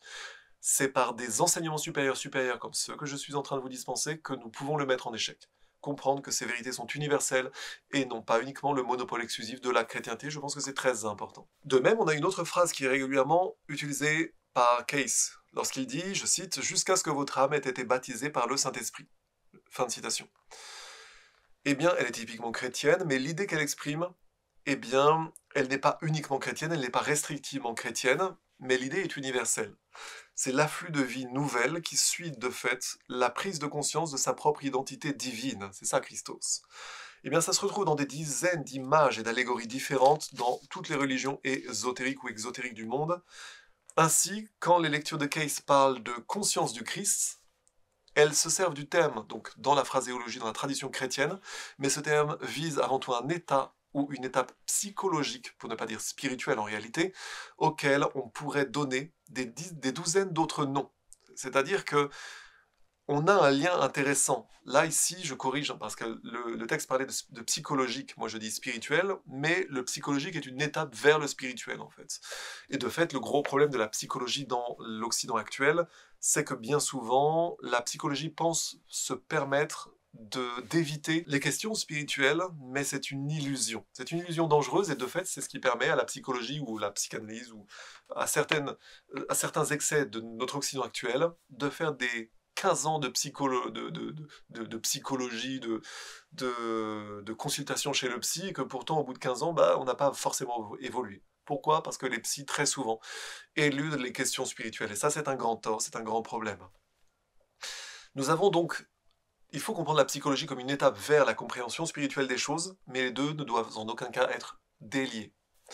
Mais donc, les termes chrétiens, là en l'occurrence, le baptême par le Saint-Esprit, nous avons plutôt un état spirituel, une compréhension d'une nouvelle conscience et d'un anombrement supérieur de fait. Et ça serait intéressant de voir ce que pourraient en dire des théologiens chrétiens catholiques, parce qu'on pourrait très bien avoir une tentative de me prendre en défaut là-dessus, en distinguant le Saint-Esprit et Christos, mais oui. Mais par contre, je poserais dans ce cas innocemment la question, mais où est Sophia là-dedans? Comment se fait-il qu'il n'y ait plus de Sophia dans la religion catholique, alors qu'il y a encore dans la religion orthodoxe? Qu'est précisément le Saint-Esprit? Là, ça serait une question ouverte dont nous parlerons dans un autre contexte. Ce qui peut être compris là, en tout cas ce que dit le livre, c'est que l'obtention par la conscience spirituelle de ce qui est la conscience du Christ, eh bien c'est ça la loi de grâce, c'est-à-dire qu'on peut être gracié en obtenant la conscience du Christ, et de fait c'est ce qui va dissoudre la sanction précise de l'effet karmique, en tout cas ce qui va l'édulcorer lorsqu'on prend conscience du fait que ce que l'on a généré, il s'agit maintenant de le payer, mais il s'agit de choisir consciemment de ne plus générer. Pourquoi? Parce qu'on a conscience, grâce à une conscience supérieure, du fait que ce qu'on a fait avant, on n'était pas assez mature, spirituellement conscient pour le comprendre, mais que dorénavant on choisit de s'amender. Voilà ce qui devrait être la vraie conscience chrétienne, c'est-à-dire non pas la boutade de Mark Twain, c'est-à-dire que on s'excuse le dimanche de ce qu'on refera le lundi, mais on s'excuse le dimanche pour ce que l'on ne refera plus le lundi. À ceci près quand même que les conceptions catholiques et chrétiennes du péché sont globalement foireuses, c'est pour ça que là, pour le coup, il y aurait un autre sujet d'ouverture.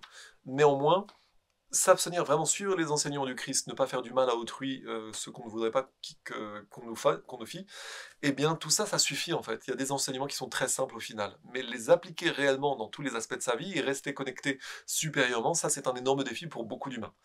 En tout cas, cette loi de grâce, c'est vraiment d'acquérir cette conscience du Christ et de choisir de dépasser cette loi karmique. De fait, c'est exactement ce que les bouddhistes disent, c'est-à-dire mettre en échec la loi du karma en choisissant à présent de couper les fils, en fait, de guérir le long des lignes temporelles, d'arrêter de recréer du karma négatif, donc d'augmenter en conscience pour comprendre que, ok, maintenant j'arrête. Maintenant, j'ai passé à un nouveau stade de conscience. De fait, la conscience spirituelle accomplit la loi dans les termes appliqués par Jésus, en ce sens qu'elle annule l'erreur qui était à l'origine de l'action karmique, ou plutôt de la conséquence karmique. C'est là où ce livre n'est pas tout le temps très clair, c'est pour ça que je vous en fais l'exégèse. On parle non pas de la loi juive, mais on parle de l'application de la loi, comprenant au final que tout ce que nous faisons nous est fait en retour. Ça ne veut pas dire que ça ne soit pas nécessaire sur le chemin de notre expérience, mais on peut parfois éviter de faire toutes les erreurs pour les comprendre. Ça, c'est en tout cas un postulat d'âme plus avancé, plus mature que d'autres qui vont devoir faire toutes les erreurs pour les comprendre. L'idée, la leçon derrière, c'est que, de fait, tous les humains, toutes les âmes ne sont pas au même niveau d'évolution, et tous les humains ne sont pas au même niveau d'évolution. Ça, c'est quelque chose que, quand je l'avais dit, c'était quelque chose qui avait grandement interpellé dans les émissions GPTV, mais je pense que c'est quelque chose d'extrêmement important qu'il nous s'agit de comprendre. Toutes les âmes et tous les humains ne sont pas au même niveau. Mais en même temps, si tout le monde était au même niveau, personne n'évoluerait. Là, c'est encore une idée encore plus dérangeante. En tout cas, l'accomplissement de la loi, ici on n'est pas dans le contexte restrictif de l'application de la loi juive, mais on est dans l'accomplissement, le dépassement d'une loi karmique de cause à effet, qui du coup ferait apparaître les enseignements de Christ sous un tout autre angle. On n'annule pas vraiment l'erreur, mais on tire parti de l'erreur que l'on a fait dans le passé, qui était quelque part une étape nécessaire pour nous faire évoluer. C'est plutôt comme cela qu'il faut le comprendre. Donc, quand Jésus dit « je ne suis pas venu pour abolir la loi, mais pour l'accomplir », ça veut dire que, en tout cas, une lecture possible, c'est qu'il est permis de penser que le clergé juif s'était éloigné d'une compréhension juste du sens de la vie, et que lui était venu pour la rappeler et pour dépasser cette ornière dans laquelle, globalement, le judaïsme était engoncé, était embourbé dans un certain contexte. De là à dire que le judaïsme n'a totalement compris depuis, je n'irai pas jusque-là, néanmoins c'était la leçon christique, et de fait tous les juifs qui l'ont compris ont tenté ou bien de réformer le judaïsme, ou bien n'ont eu d'autre choix que de sortir du judaïsme, parce qu'au final, c'était le constat d'un cléricalisme irréformable. Et c'est bien le problème du judaïsme en fait, c'est que le judaïsme est un cléricalisme, par certains égards un cléricalisme irréformable, avec survivance de certains hauts enseignements spirituels, qui de fait avaient été repompés ailleurs, ce qui n'est pas un problème en soi, toutes les religions l'ont fait, mais qu'il y a bien des situations dans lesquelles le judaïsme devient du cléricalisme, même jusqu'au fanatisme, et qui aujourd'hui pose toujours un grand problème, tant aux Juifs qu'à l'État d'Israël, tandis qu'Israël pourrait, au contraire, être un État moderne, mais si et seulement si il n'avait pas une religion qui le poussait à des excès bellicistes, voire fanatiques, et ça c'est l'universel problème du chat qui se mord la queue. Mais de fait, c'était déjà le même problème de la Judée romaine il y a 2000 ans. Donc nous revenons à cette compréhension chrétienne et christique des choses, ne pas abolir la loi, mais la dépasser, l'accomplir, et donc dépasser ce cycle sans fin de mécompréhension, de mauvaise compréhension des choses. En réinsufflant une bonne compréhension des choses, de fait, il y aurait l'accomplissement de la vraie loi telle qu'elle était oubliée par les Juifs à l'époque. Voilà les enseignements du Christ, et je pense que c'est un enseignement parfaitement valable et clairement pour notre temps, mais de là à dire, encore une fois, je pense que les Juifs ont encore du mal à comprendre cela, tout simplement parce qu'il y a toujours une vieille hargne qui lisait les Actes des Apôtres, une vieille hargne contre la chrétienté, parce que de fait, cette hargne ne vient pas des Juifs, mais vient d'un certain cléricalisme juif fanatique qui ne voulait pas que son business soit exposé au grand jour. Les marchands, le temple, le culte de Mammon, etc. Ce problème-là, encore une fois, est universel, et les enseignements du Christ étaient, eux, réellement universels face à un problème qui, de fait, était très restrictif au judaïsme. C'était juste un écueil dans lequel le cléricalisme mercantiliste juif était tombé. De là à dire qu'il n'est pas retombé là-dedans, je n'irai pas jusqu'à là. En tout cas, nous avons à boire et à manger dans le judaïsme aujourd'hui. C'est bien le problème. Et donc, de fait, quand le Christ dit « je ne suis pas venu pour abolir la loi, mais pour l'accomplir », mais également pour enseigner comment l'accomplir par le moyen de la connaissance spirituelle, de fait. Cependant, l'obtention totale de cette conscience, ce n'est pas une chose facile. Il y a une lecture qui dit « rappelez-vous ». Il n'y a pas de raccourci pour arriver à la conscience de Dieu force. Dieu en tant que force, Dieu-force. Il n'y a pas de raccourci pour arriver à la conscience de Dieu en tant que force, je suppose. C'est une partie de votre propre conscience, mais on n'y arrive pas simplement en le désirant. Trop souvent, on a tendance à vouloir cette conscience et à attendre qu'elle vienne sans appliquer la vérité spirituelle par les procédés mentaux. C'est la seule route qui mène à l'entrée. Il n'y a pas de raccourci en métaphysique, quoi que puissent dire ceux qui ont des visions, qui interprètent les nombres ou déchiffrent les étoiles. Ils peuvent rencontrer des impulsions, mais elles ne régissent pas la volonté. On apprend la vie à l'intérieur de soi, on ne la professe pas, on l'apprend. Ça, c'est ce que dit l'une des lectures. Il y a un enseignement, vraiment là, in extenso, qui est très intéressant.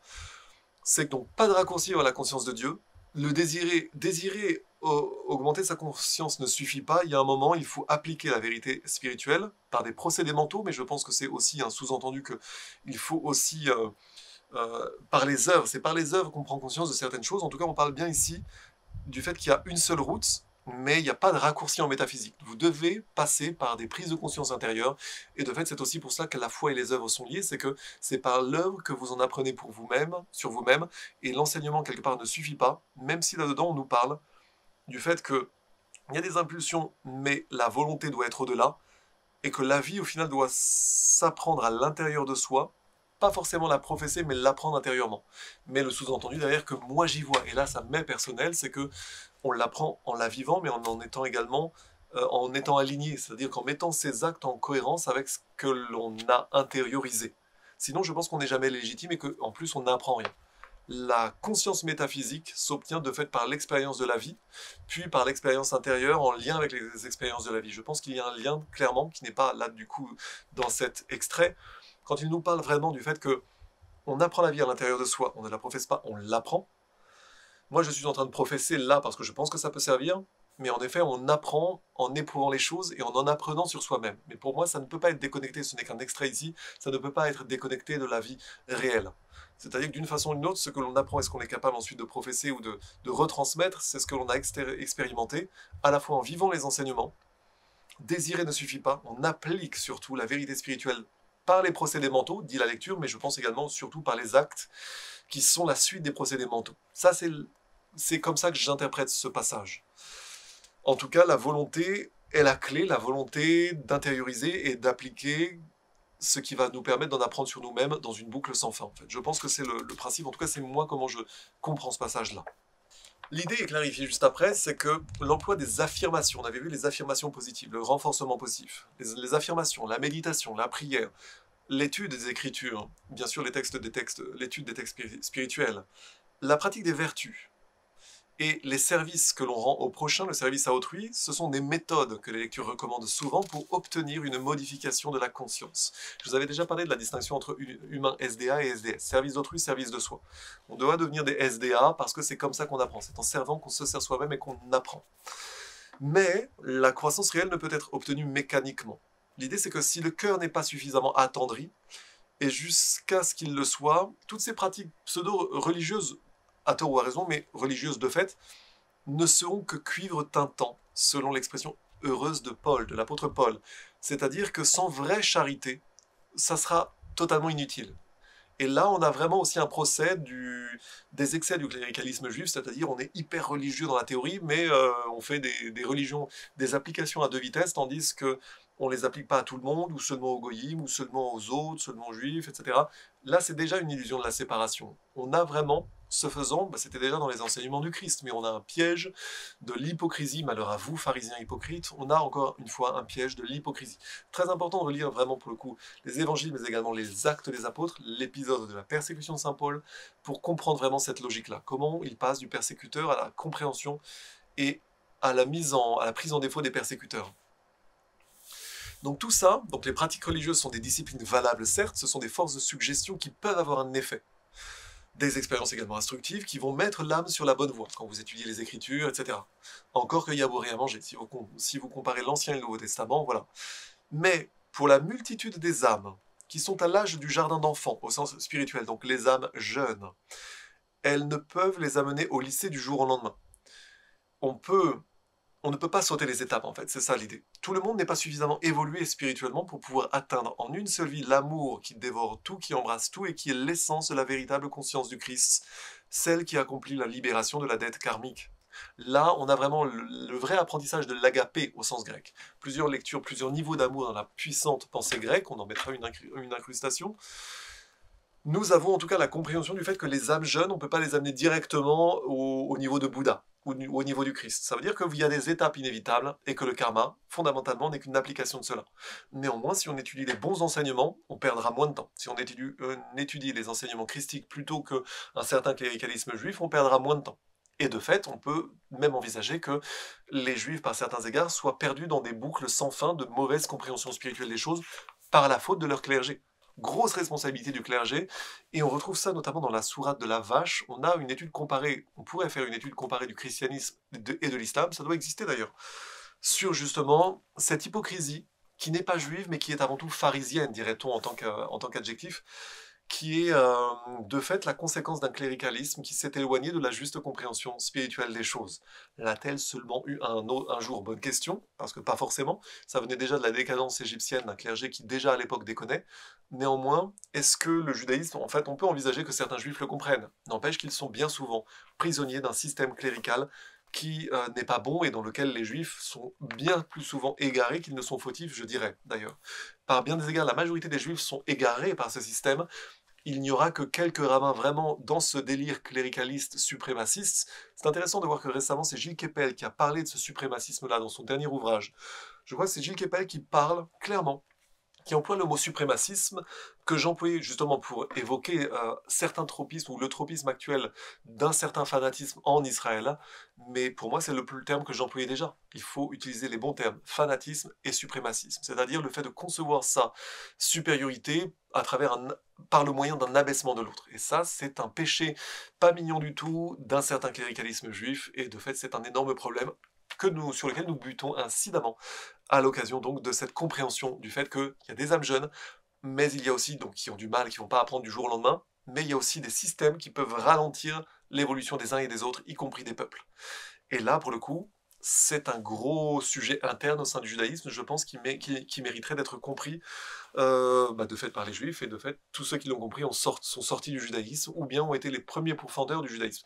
Saint Paul en est le meilleur exemple historiquement. Et de fait, on avait déjà vu dans la vidéo précédente des exemples justement de personnes frappées d'une affliction, mais qui étaient incapables de se guérir du jour au lendemain. Et à cela, il était dit clairement, par exemple, dans le cas d'un jeune homme qui était atteint d'arthrite, on lui disait clairement qu'il était incapable d'avancer assez vite dans cette vie-là pour en être libéré. Et de fait, avec la probité du médecin qui connaît les limites extrêmes d'un organisme et qui ne veut pas tromper son malade, en lui donnant de faux espoirs, Case lui disait « Vous pourrez être soulagé, mais pas complètement guéri. » Souvenez-vous, du lien avec les karmas suspendus, c'est que parfois, on passe pas directement du jardin d'enfants à l'université, parfois c'est trop loin, donc il va falloir quelques incarnations intermédiaires pour raffiner l'âme, comme on raffinerait du pétrole, pour raffiner l'âme, et faire que dans 3, 4, 5 vies, il y a un moment, une chose sera comprise, mais tout de suite, c'est hors de sa portée. Là, pour le coup, c'est très péremptoire, mais en tout cas, c'est ce que dit la lecture, moi je ne fais que rendre compte, néanmoins c'est très intéressant en tant qu'étude. Pourtant, la lecture de ce cas ne s'arrêtait pas là, c'est-à-dire que même s'il n'allait pas pouvoir être complètement guéri, eh bien la lecture suggérait tout de même donc de l'espoir, donc des moyens curatifs de nature physique pour essayer d'adoucir tout de même le châtiment karmique, donc de façon à ce que l'entité, même si elle n'était pas assez forte pour se libérer complètement dans cette vie-là, eh bien quand même pour la soulager. Pour la soulager, mais également pour lui faire des efforts actifs, en tout cas pour lui donner certaines clés qui allaient la faire évoluer à une certaine vitesse. En l'occurrence, la lecture lui parlait encore une fois, des vertus qui, là encore, seraient des vertus chrétiennes, la patience, la constance, le courage, et toutes les autres qualités d'humilité et de bonté, donc tout l'altruisme en fait, qui auront été acquises au cours de cet effort, donc l'effort qui lui était recommandé, l'effort de conscience, de fait, eh bien ça contribuera, au moins indirectement, à l'acquittement moral, si ce n'est spirituel, de la dette karmique. Il est évident donc que, de fait, dans cette compréhension des choses, le karma n'est pas fataliste. Le karma ne crée pas une attitude passive, mais le karma crée surtout une attitude consciente, une conscience du lien entre cause et conséquence, et de fait, les lectures d'Edgar Cayce encouragent à une attitude d'activité vitale et dynamique, de compréhension et de réformation patiente des tropismes intérieurs des personnes malades. Mais encore une fois, on voit bien que, de fait, la maladie sert à susciter cet effort-là, et c'est cela qui est passionnant. Je pense que c'est cela qu'il faut retenir dans ce sujet, donc au sujet du lien entre karma et problèmes de santé. Alors, un autre point intéressant, là, pour le coup, il y a plein de formulations de ce livre qui ne sont pas tout le temps super bien traduites, mais ce qui est intéressant, c'est une sorte de thérapie différentielle en fonction du niveau que les âmes ont atteint au moment où elles demandent à être soignées. C'est-à-dire que l'idée, c'est la nécessité de conseiller les gens selon le point d'évolution qu'ils ont atteint. On ne donne pas des perles au pourceau, mais on ne peut pas non plus mettre de l'essence d'aviation à indice d'octane 100 dans un moteur de bateau qui marche au fioul lourd, par exemple. On a cette idée On reparlera de Vladimir Antonov, parce qu'il y a certains enseignements qui sont intéressants, notamment sur le fait qu'il y a 3 leçons de la maîtrise spirituelle, 3 attributs de la maîtrise spirituelle. Premièrement, reconnaître le bien et l'encourager. Deuxièmement, reconnaître le mal et non pas le détruire, mais le réformer. Et troisièmement, discriminer. À qui on peut donner quoi? Discriminer au vrai sens français, c'est-à-dire être bien conscient de savoir que tout le monde n'est pas au même niveau et qu'on ne peut pas donner tout le temps les mêmes enseignements à tout le monde, parce que tout le monde n'est pas au même niveau. Ça, c'est très important dans la maîtrise spirituelle. Les maîtres spirituels savent faire ça, et en tout cas, c'est l'une des leçons incidentes que je vous énonce là à l'occasion de ce dont nous sommes en train de parler. Mais là, donc, appliqué aux thérapies, on a des thérapies, on n'avait pas des méthodes exclusivement mentales données à des personnes incapables de comprendre ce que pourrait être une méthode mentale. Aux personnes qui étaient très loin ou opposées, très loin d'une évolution spirituelle ou complètement viscéralement opposées à une évolution spirituelle, on a quelque part des thérapies donc différenciées qui sont proposées. On peut comprendre, et là c'est intéressant parce que le livre cite incidemment les témoignages d'Alexis Carrel dans ses livres, quand il parlait à l'époque, on est dans les années 60, L'homme, c'est inconnu, ou bien un autre livre qui s'appelait Le voyage de Lourdes, il envisageait que beaucoup de personnes profondément religieuses pouvaient être guéries instantanément dans le sanctuaire de Lourdes du cancer ou d'autres maladies qui paraissaient incurables. À supposer qu'il s'agisse réellement de guérison, il est certain qu'elle n'aurait pas pu se produire pour ceux qui n'auraient pas eu le même degré de foi, la même mentalité, la même aptitude à dominer la matière. Est-ce que c'était des guérisons extérieures ou est-ce que c'était des guérisons intérieures? Quel était le facteur, quel était le lien entre le facteur intérieur et extérieur? Quel a été le rôle de la foi? Va, ma fille, ta foi t'a sauvée, c'est une des paroles du Christ. En tout cas, cette question peut rester ouverte, mais tout le monde n'est pas capable du même degré de foi, de compréhension, souvenez-vous, de confiance par rapport à l'univers. Donc c'est la raison pour laquelle on a des études comparatives de beaucoup de lectures physiques de Case qui indiquent clairement que la source d'information reconnaît toujours tacitement les limites de la croyance de la personne qui est en question. Donc Case, en tant que soignant, reconnaît les limites de la personne en question. Est-ce qu'elle en est au bon degré de foi? Est-ce qu'elle est prête à une évolution spirituelle? Ou est-ce qu'au contraire, non, pas du tout? Dans ce cas, on essaiera que de donner quelque part des soins palliatifs, mais on ne pourra pas aller aussi loin avec telle personne qu'avec telle autre. Et là, le diagnostic différentiel ouvre vraiment de grandes marge d'appréciation, notamment pour comprendre l'effet placebo, la question de la somatisation, de la guérison, maladie comme guérison psychosomatique. Là, pour le coup, on entre dans un terrain étonnant. Dans de nombreux cas de maladies spécifiques, par exemple, les lectures d'Edgar Cayce croyaient visiblement que certaines individualités pouvaient obtenir leur guérison uniquement par la suggestion mentale, tant est remarquable l'action de la suggestion et l'obéissance de l'inconscient. Dans d'autres cas, pour la même maladie, les patients n'étaient probablement pas susceptibles d'être traités par les mêmes méthodes, soit en raison de leur ignorance ou de leur scepticisme, soit qu'ils fussent trop fixés sur un point de vue matériel. Ça veut dire que les gens trop matérialistes, il y a peu de chances de leur faire comprendre que leur mental et leur état d'esprit peut influer sur leur état corporel. Ça veut dire encore une fois qu'il y a un lien entre le mental, la puissance du mental, la foi, la compréhension spirituelle de la vie, le rapport à la maladie. Il y a un lien direct entre cela et la capacité de guérison. Et que pour des gens sceptiques, matérialistes ou trop égotiques, ça va être plus difficile, et peut-être même qu'on n'y arrivera tout simplement pas, parce que le corps ne sera pas en adéquation avec l'esprit. Et d'ailleurs, au passage, on peut dire que Big Pharma, la logique actuelle de la médecine occidentale, c'est de séparer le corps de l'esprit, afin de pouvoir monétiser le corps sans fin, et de fait, même de faire de nombreuses erreurs médicales, et de faire d'énormes dégâts, justement parce qu'on déconnecte pour monétiser sans fin. Là, pour le coup, ça serait même un procès de notre monde qu'il serait intéressant à faire, mais ceci dépasse notre sujet, bien sûr. Donc pour cela, pour les matérialistes, pour les sceptiques, en fait, il était plus simple et plus sage, les lectures l'admettent, de conseiller des traitements uniquement physiques, matériels, etc. Par contre, est-ce que la guérison allait aussi loin? A priori, le sous-entendu c'est non, et dans de nombreux cas, clairement, c'est non. C'est de la discrimination au vrai sens du terme, on ne peut pas tout le temps donner la même nourriture à chacun, et chacun ne pourra évoluer que suivant sa capacité d'évolution. Là, encore une fois, c'est être spirituel au vrai sens du terme, c'est-à-dire comprendre que toutes les âmes ne sont pas au même niveau, mais que si on part du postulat inverse, que toutes les âmes sont au même niveau, on va dans le mur et on appliquera bêtement un manuel qui ne marchera que pour la moitié ou le tiers ou le quart des gens. Une, euh, on a une blague justement à ce titre assez classique. C'est une histoire que racontent des maîtres hindous à propos d'un jeune disciple très ardent, d'un grand yogi. L'étudiant donc avait appris les éléments essentiels de la science, là en l'occurrence occulte, qui permet d'accomplir des miracles au moyen d'une mentale. Déjà là, on est dans le Blavatsky, dans le texte, on est dans une compréhension du fait que bien des miracles qu'on prétend être des miracles ne sont pas forcément des miracles, mais peuvent être l'action d'un mental préparé. Mais parenthèse refermée. Donc c'était un élève doué, on est un peu dans Star Wars là. Il se retira dans la solitude, puis revint 10 ans plus tard vers son maître, qui lui demande « Qu'avez-vous fait pendant toutes ces années ?»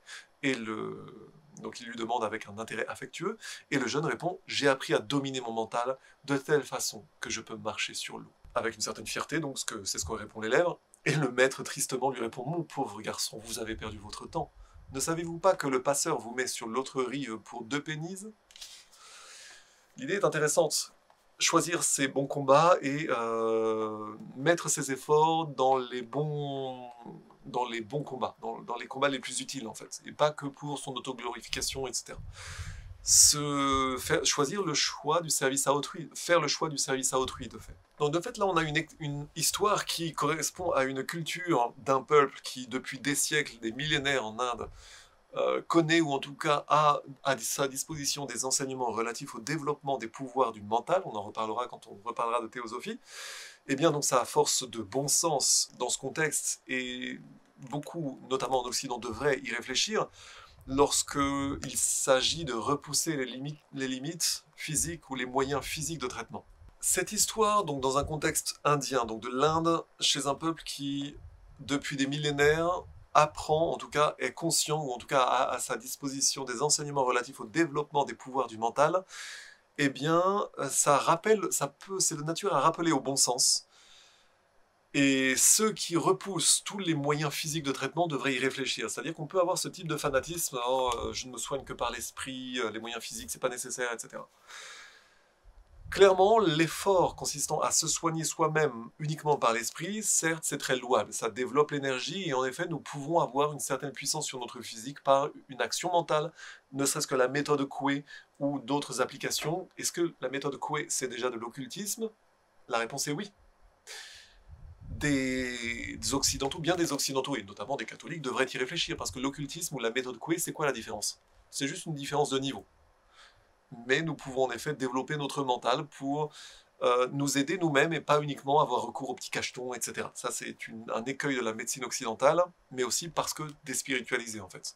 Quelle est la différence entre la méthode Coué, la prière et l'occultisme? De fait, aucune, à part l'intention. J'exagère à peine. Encore une fois, ça devrait faire réfléchir nos amis catholiques, notamment. Je les taquine parce que, voilà, ça a été les plus agressifs quand j'ai commencé à parler justement d'ésotérisme, donc voilà, ils évolueront à leur rythme, mais c'est important de mettre ça à leur disposition et ils choisiront à leur rythme, encore une fois. Donc se soigner par l'esprit, c'est une bonne chose, mais la science chrétienne avec 2 majuscules, là on est vraiment dans le contexte des États-Unis dans les années 60, et aussi les mouvements métaphysiques du même ordre, différentes sectes chrétiennes, on est vraiment dans un contexte américain, eh bien, on a contribué d'une façon impressionnante avec ces gens-là à développer dans le public la compréhension du rôle du mental qui, de fait, étant la source de beaucoup de maladies, peut également servir à la guérir. Le mental, en ce sens, est dual. On peut se créer soi-même sa maladie, on peut aussi la guérir. Puissance de la somatisation, des maladies psychosomatiques, des maladies auto-infligées ou au contraire des guérisons par une force mentale supérieure. Puissance également de l'effet placebo. Hein. Tout ça, ça faisait partie, là on est dans le contexte des années 60, on peut sans doute aujourd'hui vraiment réfléchir à ce sujet-là, parce que je pense que en le remettant au goût du jour, la guérison doit être complète, et pas uniquement avec des cachetons, mais pas non plus uniquement avec des moyens justement l'esprit, parce que les antibiotiques ça sert, etc. Donc voilà, il faut toujours être intelligent et se garder de tout fanatisme, tout peut servir, ça dépend dans quelles mains tels enseignements sont laissés, et de savoir si Big Pharma a le monopole du soin, ou si au contraire on a une vision holistique et globale du corps médecin, comme dirait l'autre. Donc là on a une idée globalement qui est, comment dire, antédiluvienne, une idée universelle. L'idée, c'est que l'esprit, plus que le mental, l'esprit domine la matière. C'est ce que disait le comte de Saint-Germain, c'est ce que disait même De Gaulle dans son discours d'Oxford. En tout cas, c'est une idée universelle, notamment dans la science chrétienne, dans la compréhension chrétienne, mais avant tout, c'est une idée universelle. L'esprit domine la matière. La matière n'est que de l'énergie précipitée et l'esprit peut avoir un rôle sur la matière. En tout cas, nous ne sommes pas que la matière et le matérialisme scientiste se rend coupable de cet excès qui nous coupe par bien des égards de nos propres capacités d'évolution et de guérison, y compris de guérison. Donc de fait, l'esprit peut générer la maladie, l'esprit peut aussi le guérir, le mental et l'esprit à deux niveaux différents, on va dire. Encore une fois, là, ça serait déjà des connaissances occultes, en fait. Encore une fois, j'insiste, la méthode Coué, la prière, l'occultisme, il y a un parallèle entre tout ça. Et avoir peur de l'occultisme ou de l'ésotérisme, quand de l'autre côté on accepte que la prière puisse potentiellement sauver, ou que la méthode Coué soit quand même quelque chose qui n'est pas interdit en milieu catholique, eh bien, là encore une fois, j'y vois des contradictions de l'Occident qui nous empêchent à nous de comprendre suffisamment la vie, et donc qui aboutissent à un Occident, par exemple, violé par Big Pharma. Quand Solzhenitsyn disait dans son discours de 78 sur le déclin du courage en Occident, il disait le droit en Occident a été déconnecté de la morale. Oui, il est devenu légal d'empoisonner les gens. Ça ne devrait pas et pourtant ça l'est. N'empêche, réfléchissons à tout cela. Et encore une fois, nous devons recouvrer notre souveraineté en tant que civilisation et défalquer les excès des uns comme des autres. Les excès New Age ou les excès occultistes ou les excès de rigorisme catholique anti-occultisme ou anti-ésotérisme, je pense qu'il y a plusieurs écueils ici. Mais donc l'autre leçon, c'est que certes l'esprit peut être utile à la guérison, mais il faut aussi reconnaître en métaphysique et reconnaître y compris en médecine psychosomatique que certains mots ne sont pas que métaphysiques ou psychosomatiques ou karmiques. Et que de fait, on peut avoir un mal qui ne soit pas d'origine mentale. Il peut arriver aussi qu'un mal soit mieux soigné par des moyens physiques que mentaux. On ne soigne pas tout avec uniquement la puissance de l'esprit. Parfois, il faut un peu de bon sens, il faut encore une fois avoir une vision holistique et complète de la médecine, évidemment. Et là, on a en fait quelque part un pragmatisme dans les lectures d'Edgar Cayce, c'est que de fait, il considère qu'il n'y a pas une méthode de soins qui était plus spirituelle qu'une autre. De fait, toutes les méthodes de traitement ont la même source divine, et en ce sens, il faut être pragmatique. On est là pour sauver les patients. C'est un peu comme Didier Raoult durant la crise du rhume 19, c'est qu'à un moment, on demande surtout de sauver les gens, en fait. On avait un exemple avec une femme qui avait d'épouvantables douleurs dans le dos, qui demandait si elle devait se faire un traitement physique ou bien si elle devait s'en remettre à un traitement mental. Ou voilà. La lecture lui a répondu, je cite, « Ce dont vous souffrez peut en grande partie être guéri mentalement, mais prenez les choses comme elles viennent. Si vos douleurs sont trop faibles, faites un traitement ou des redressements, on suppose ostéopathiques, pour répondre aux besoins physiques. Il n'y a pas de réelle différence, car ce qui est bon dans chacune des formes de traitement vient de la même source. Elles ne sont pas contradictoires comme le pensent à tort certaines personnes. » Ça veut dire qu'il n'y a pas une dualité entre matérialité et immatérialité, entre esprit et matière, c'est que fondamentalement tout est un, et que vouloir absolument être fanatique dans un sens ou dans un autre, dans les deux cas, c'est une bêtise. Je pense que là, c'est une grosse leçon, incidemment une grosse leçon humaine. Tout fanatisme, toute exagération est fausse par définition. En fait, tout fanatisme globalement porte par définition sa propre erreur. La lecture continue. Le maître, au sens Jésus, soignait-il tout le monde de la même façon? Ne se servait-il pas d'applications mécaniques dans certains cas? Ne conseillait-il pas à d'autres de passer le mot? Est-ce qu'il ne traitait pas parfois par la parole? Souvenez-vous de ce qui est la base, le principe premier. Le Seigneur, ton Dieu, est un. Là, on a une lecture, une idée chrétienne, mais en fait qui est universelle. Tout est un. Il n'y a pas une opposition entre l'esprit et la matière, il faut que tout soit uni au service de la même unité de traitement et la même vision spirituelle de la vie. Si vous avez besoin de traitement physique, n'allez pas faire le fanatique, oh là là, non, on veut pas de traitement physique, c'est mal la médecine, etc. Ça, c'est du fanatisme, encore une fois. Dans tout domaine, par conséquent, qu'il s'agisse de l'esprit ou du corps, continuez la lecture, il existe un accord avec l'unique. Chaque phase a ses attributs et ses limites, l'unité totale étant lui seul. Là, encore une fois, on arrive à la conscience de l'unité, et c'est intéressant parce que il y a un moment, Cayce, dans ses lectures, parle de l'ancienne religion des Atlantes qui enseignait la même chose, qui disait que tout était un, et que par contre, il parlait d'une dualité chez les Atlantes entre d'un côté ceux qui reconnaissaient le Dieu unique et les autres qui au contraire s'en séparaient, et que les gentils étaient ceux qui étaient, je crois, les fils de la loi de 1, en tout cas une idée d'unité dans la religion, par opposition à ceux qui faisaient, un peu comme dans le Coran, on dirait les associateurs, ou bien les gens qui se déspiritualisaient et qui devenaient leur propre Dieu. On aurait les deux excès dont parle tant la Bible que le Coran, et avec lesquels d'ailleurs certains rabbins matérialistes ne seraient pas forcément d'accord, avec certaines tolérances par rapport à l'usure, en tout cas l'illusion de la séparation, le fait qu'on puisse faire de l'usure contre les goyim. Rappelez-vous de Yaron Reuven qui prenait ça complètement en défaut. On a un trader devenu rabbin qui disait clairement non, non, vous avez modifié la Torah, c'est interdit. It doesn't have to be 300. 300 just means you're just a psychopath. 80% is still highway robbery. 80% is still against halacha. Still not allowed to do it even for goyim. En fait, c'est ce que disent les vrais rabbins traditionnalistes. Il n'en reste pas forcément beaucoup, mais là on a, encore une fois, un dualisme interne au sein du judaïsme qu'il convient pour nous de comprendre. En tout cas, cette idée d'unité, l'idée que toute guérison soit un et que quels que soient les moyens, l'idée est la même. À un moment ou à un autre, Dieu met sur notre chemin, que ce soit par le karma, par tout ce que vous voulez, ce qu'il faut pour nous faire nos prises de conscience, mais également pour nous guérir. C'est cette vision de la vie que je vous incite à avoir, plutôt que du fatalisme, ou plutôt qu'un fanatisme dans un sens ou dans un autre. On a le cas d'un journaliste de Pittsburgh qui souffrait d'arthrite depuis 10 ans et qui avait tendance à se soigner plutôt par des méthodes métaphysiques que physiques. Il se vit conseiller des traitements hydrothérapiques pour stimuler la circulation et l'élimination, mais aussi des rayons ultraviolets. Et il lui fut dit, je cite, « Toute guérison qui peut être obtenue est en vous. Toute guérison vient du divin. Qui guérit vos maladies? La source d'où tout vient.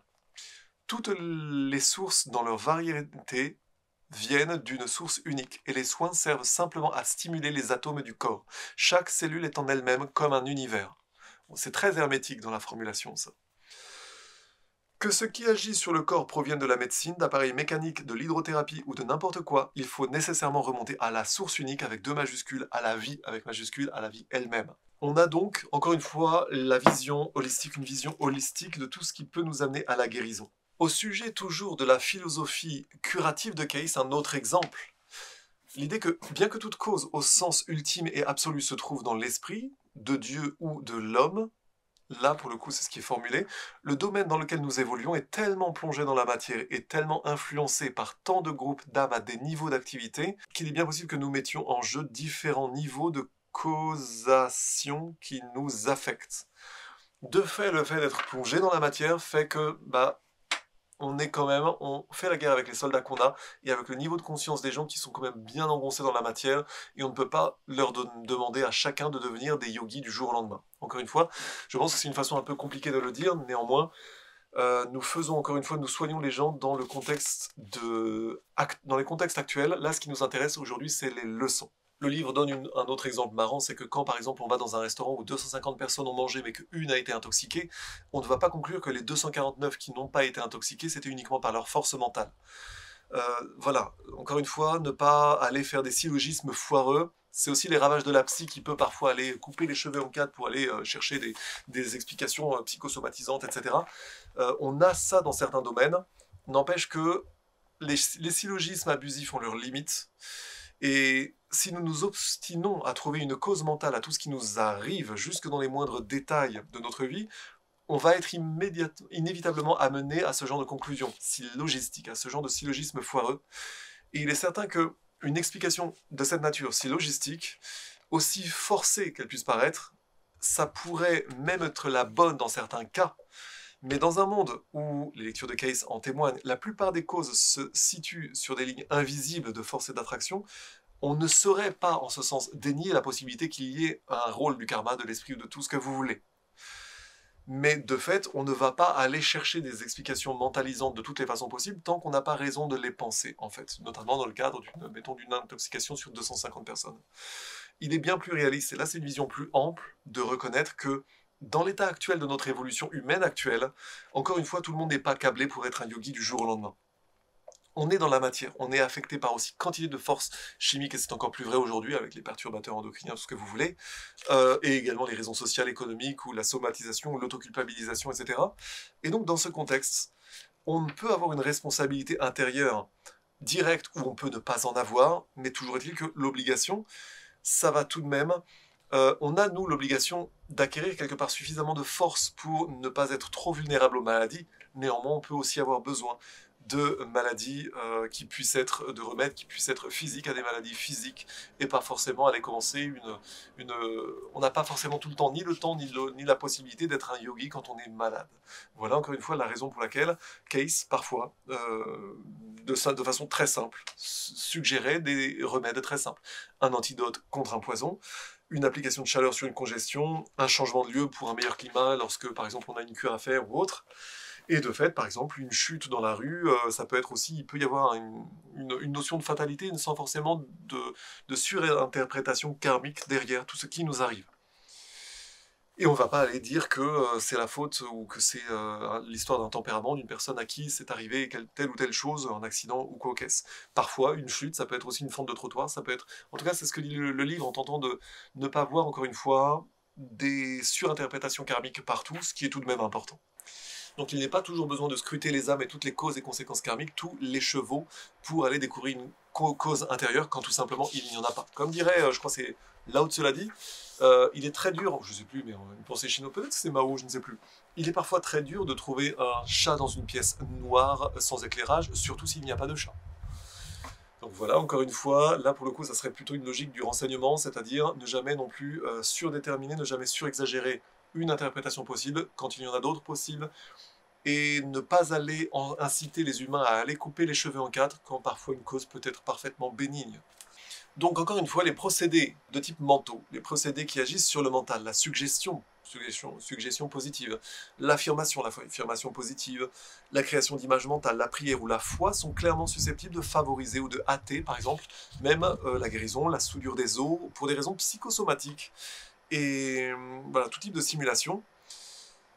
Voyez également un livre extraordinaire qui s'appelle « Message des hommes vrais au monde mutant », dans lequel on a un cas de guérison constaté par une occidentale chez les aborigènes d'Australie, avec une ou deux chamanes locales qui réparent, elles les voient réparer en temps réel une fracture par ce qui est de fait un procédé mental, à la fois sonique et mental, des chants et une force mentale des deux personnes conjuguées qui réparent sous ses yeux une fracture ouverte qui tout d'un coup se répare en 5 minutes, en 20 minutes de temps.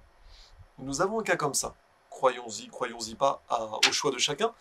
Néanmoins, à chacun d'envisager les choses, c'est-à-dire que certaines choses peuvent exister qui ne soient pas du domaine uniquement de la matérialité, que parfois l'esprit peut avoir un rôle. Toutefois, il ne faut pas perdre de vue non plus une pensée qui est parfois exprimée par Case, qui en parle, en disant « Il arrive souvent des accidents, même dans la création ». Et là, c'est intéressant.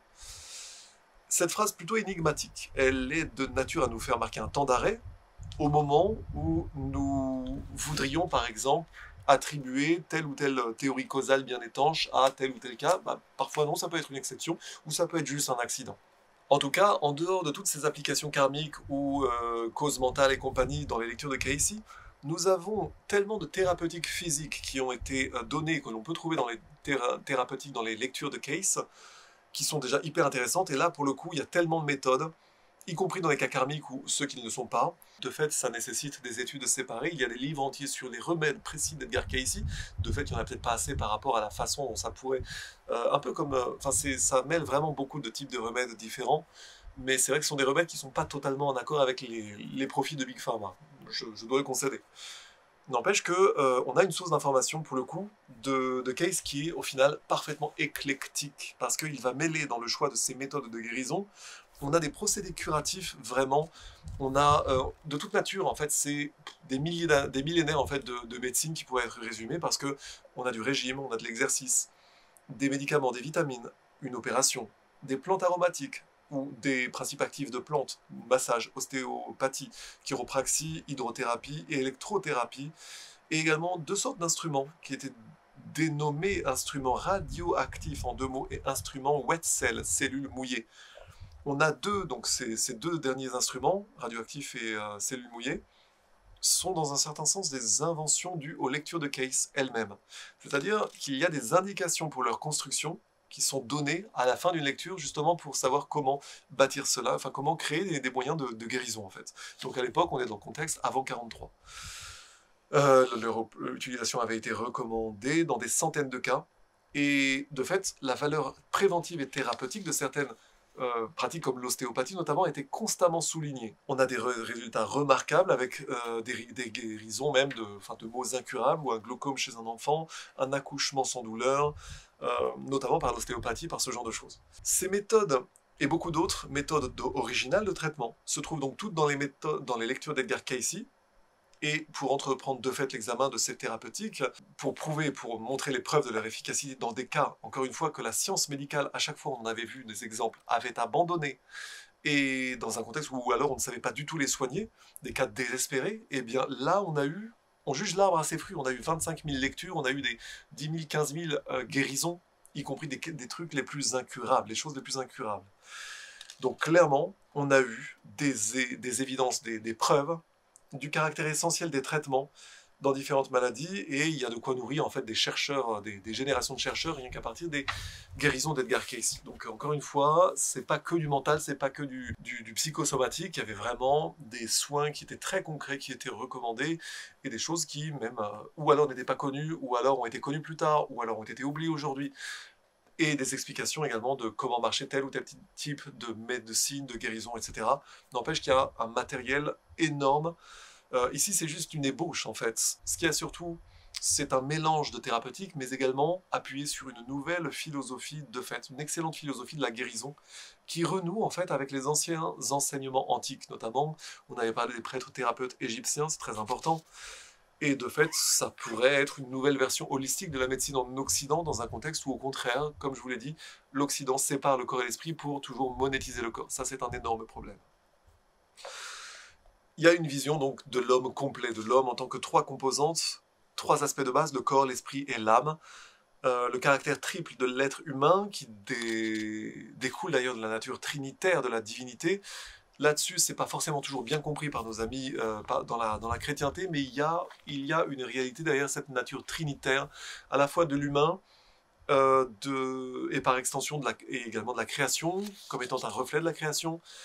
Nous reviendrons sur ces sujets-là quand nous parlerons de théosophie, n'empêche que, encore une fois, toutes les lectures de Cayce concernant ces afflictions physiques, c'est un plaidoyer pour la reconnaissance d'une nature holistique et complète de l'homme, sans laquelle on ne peut pas prendre en compte correctement les guérisons, et même sans laquelle on peut multiplier les erreurs médicales, comme Big Pharma en fait des troupeaux aujourd'hui. Ça, c'est un autre problème. Mais donc, nous avons une convergence aussi intéressante entre médecine, psychologie et religion. En fait, trois branches de la science, trois branches d'études, on va dire, de disciplines universitaires qui, de fait, sont séparées et sont souvent présentées comme étant, par exemple, en conflit. Alors que on peut aussi envisager que ce conflit entre médecine, psychologie et religion soit dû avant tout au fait que l'homme ignore la vérité en ce qui le concerne. C'était Ouspensky qui disait, d'après Gurdjieff, l'homme est son évolution possible. De fait, Blavatsky, la théosophie, parle de ça, du fait que l'homme peut plus qu'il ne croit. C'est ce que Jésus disait également.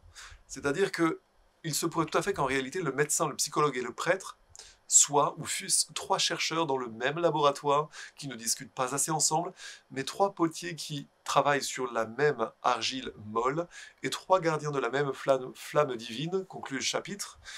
Il y a quelque chose de juste dans le fait que quelque part, science et religion convergent, de même qu'auparavant, c'était Gurdjieff, je crois, non, je crois que c'est Blavatsky qui disait que la philosophie, que la psychologie auparavant s'appelait la philosophie. Je crois que c'est Ouspensky également. Fragment d'un enseignement inconnu, je pense. Nous avons donc une convergence entre science et religion, en tout cas, il n'y a pas lieu de faire une opposition entre les deux, puisque quelque part la religion nous enseigne ce qui est complémentaire à la médecine, et que pour bien soigner, quelque part, il faut une compréhension du fait que l'humain n'est qu'une émanation, que le corps n'est que de l'énergie précipitée, et qu'il puisse y avoir un lien entre le divin et le matériel, et que quelque part toute guérison soit spirituelle. C'est en ce sens que la philosophie et la psychologie ont vocation à discuter ensemble, et de fait, il s'agit de fait de la même chose, en ajoutant la théosophie, c'est-à-dire la compréhension spirituelle des choses. Nous pouvons vraiment avoir une convergence entre sciences, inclus la médecine, religion, psychologie et philosophie. Et je pense que c'est l'une des choses les plus intéressantes qui est suggérée à la fin donc, de ce chapitre, et que moi je vous augmente, c'est que à partir d'autres sources ésotériques, on comprend que la religion et la science ont vocation à se rejoindre, de même qu'auparavant, la psychologie, on appelait ça la philosophie. On apprend ça en croisant des sources ésotériques. Alors pour votre curiosité, j'ai vu la première fois cette idée que la religion et la science allaient converger dans un livre dont j'ai déjà parlé, qui est extraordinaire, de Marcel Bellin, un grand médium un grand clairvoyant des années 60, qui disait en substance, qui avait eu des communications post-mortem avec son fils décédé lors d'un accident de voiture, et à un moment, le fils, à son état post-mortem, disait qu'à un moment, la science et la religion se rejoindraient. Ça, c'est intéressant. Pour l'idée que la philosophie et la psychologie se rejoignaient, et qu'auparavant on parlait de philosophie comme englobant la psychologie, ça, j'ai trouvé ça dans Gurdjieff, dans Ouspensky et dans Blavatsky. Donc là, pour le coup, c'est une ancienne compréhension des choses. Encore une fois, nous essayons de mettre à portée de nouvelles façons de voir les choses, qui finalement sont une redécouverte de l'ancienne façon de penser les choses. Voilà pourquoi il est bon d'en reparler ensemble posément, à partir justement de la redécouverte d'un mélange entre science et connaissance spirituelle qui de fait est oublié aujourd'hui, voire caché, mais je pense que nous pouvons faire de notre vivant cet effort-là. En tout cas, c'est ce que je m'attache à vous suggérer de faire aujourd'hui, parce que je pense que d'expérience, ça marche. En tout cas, ça peut servir au plus grand nombre.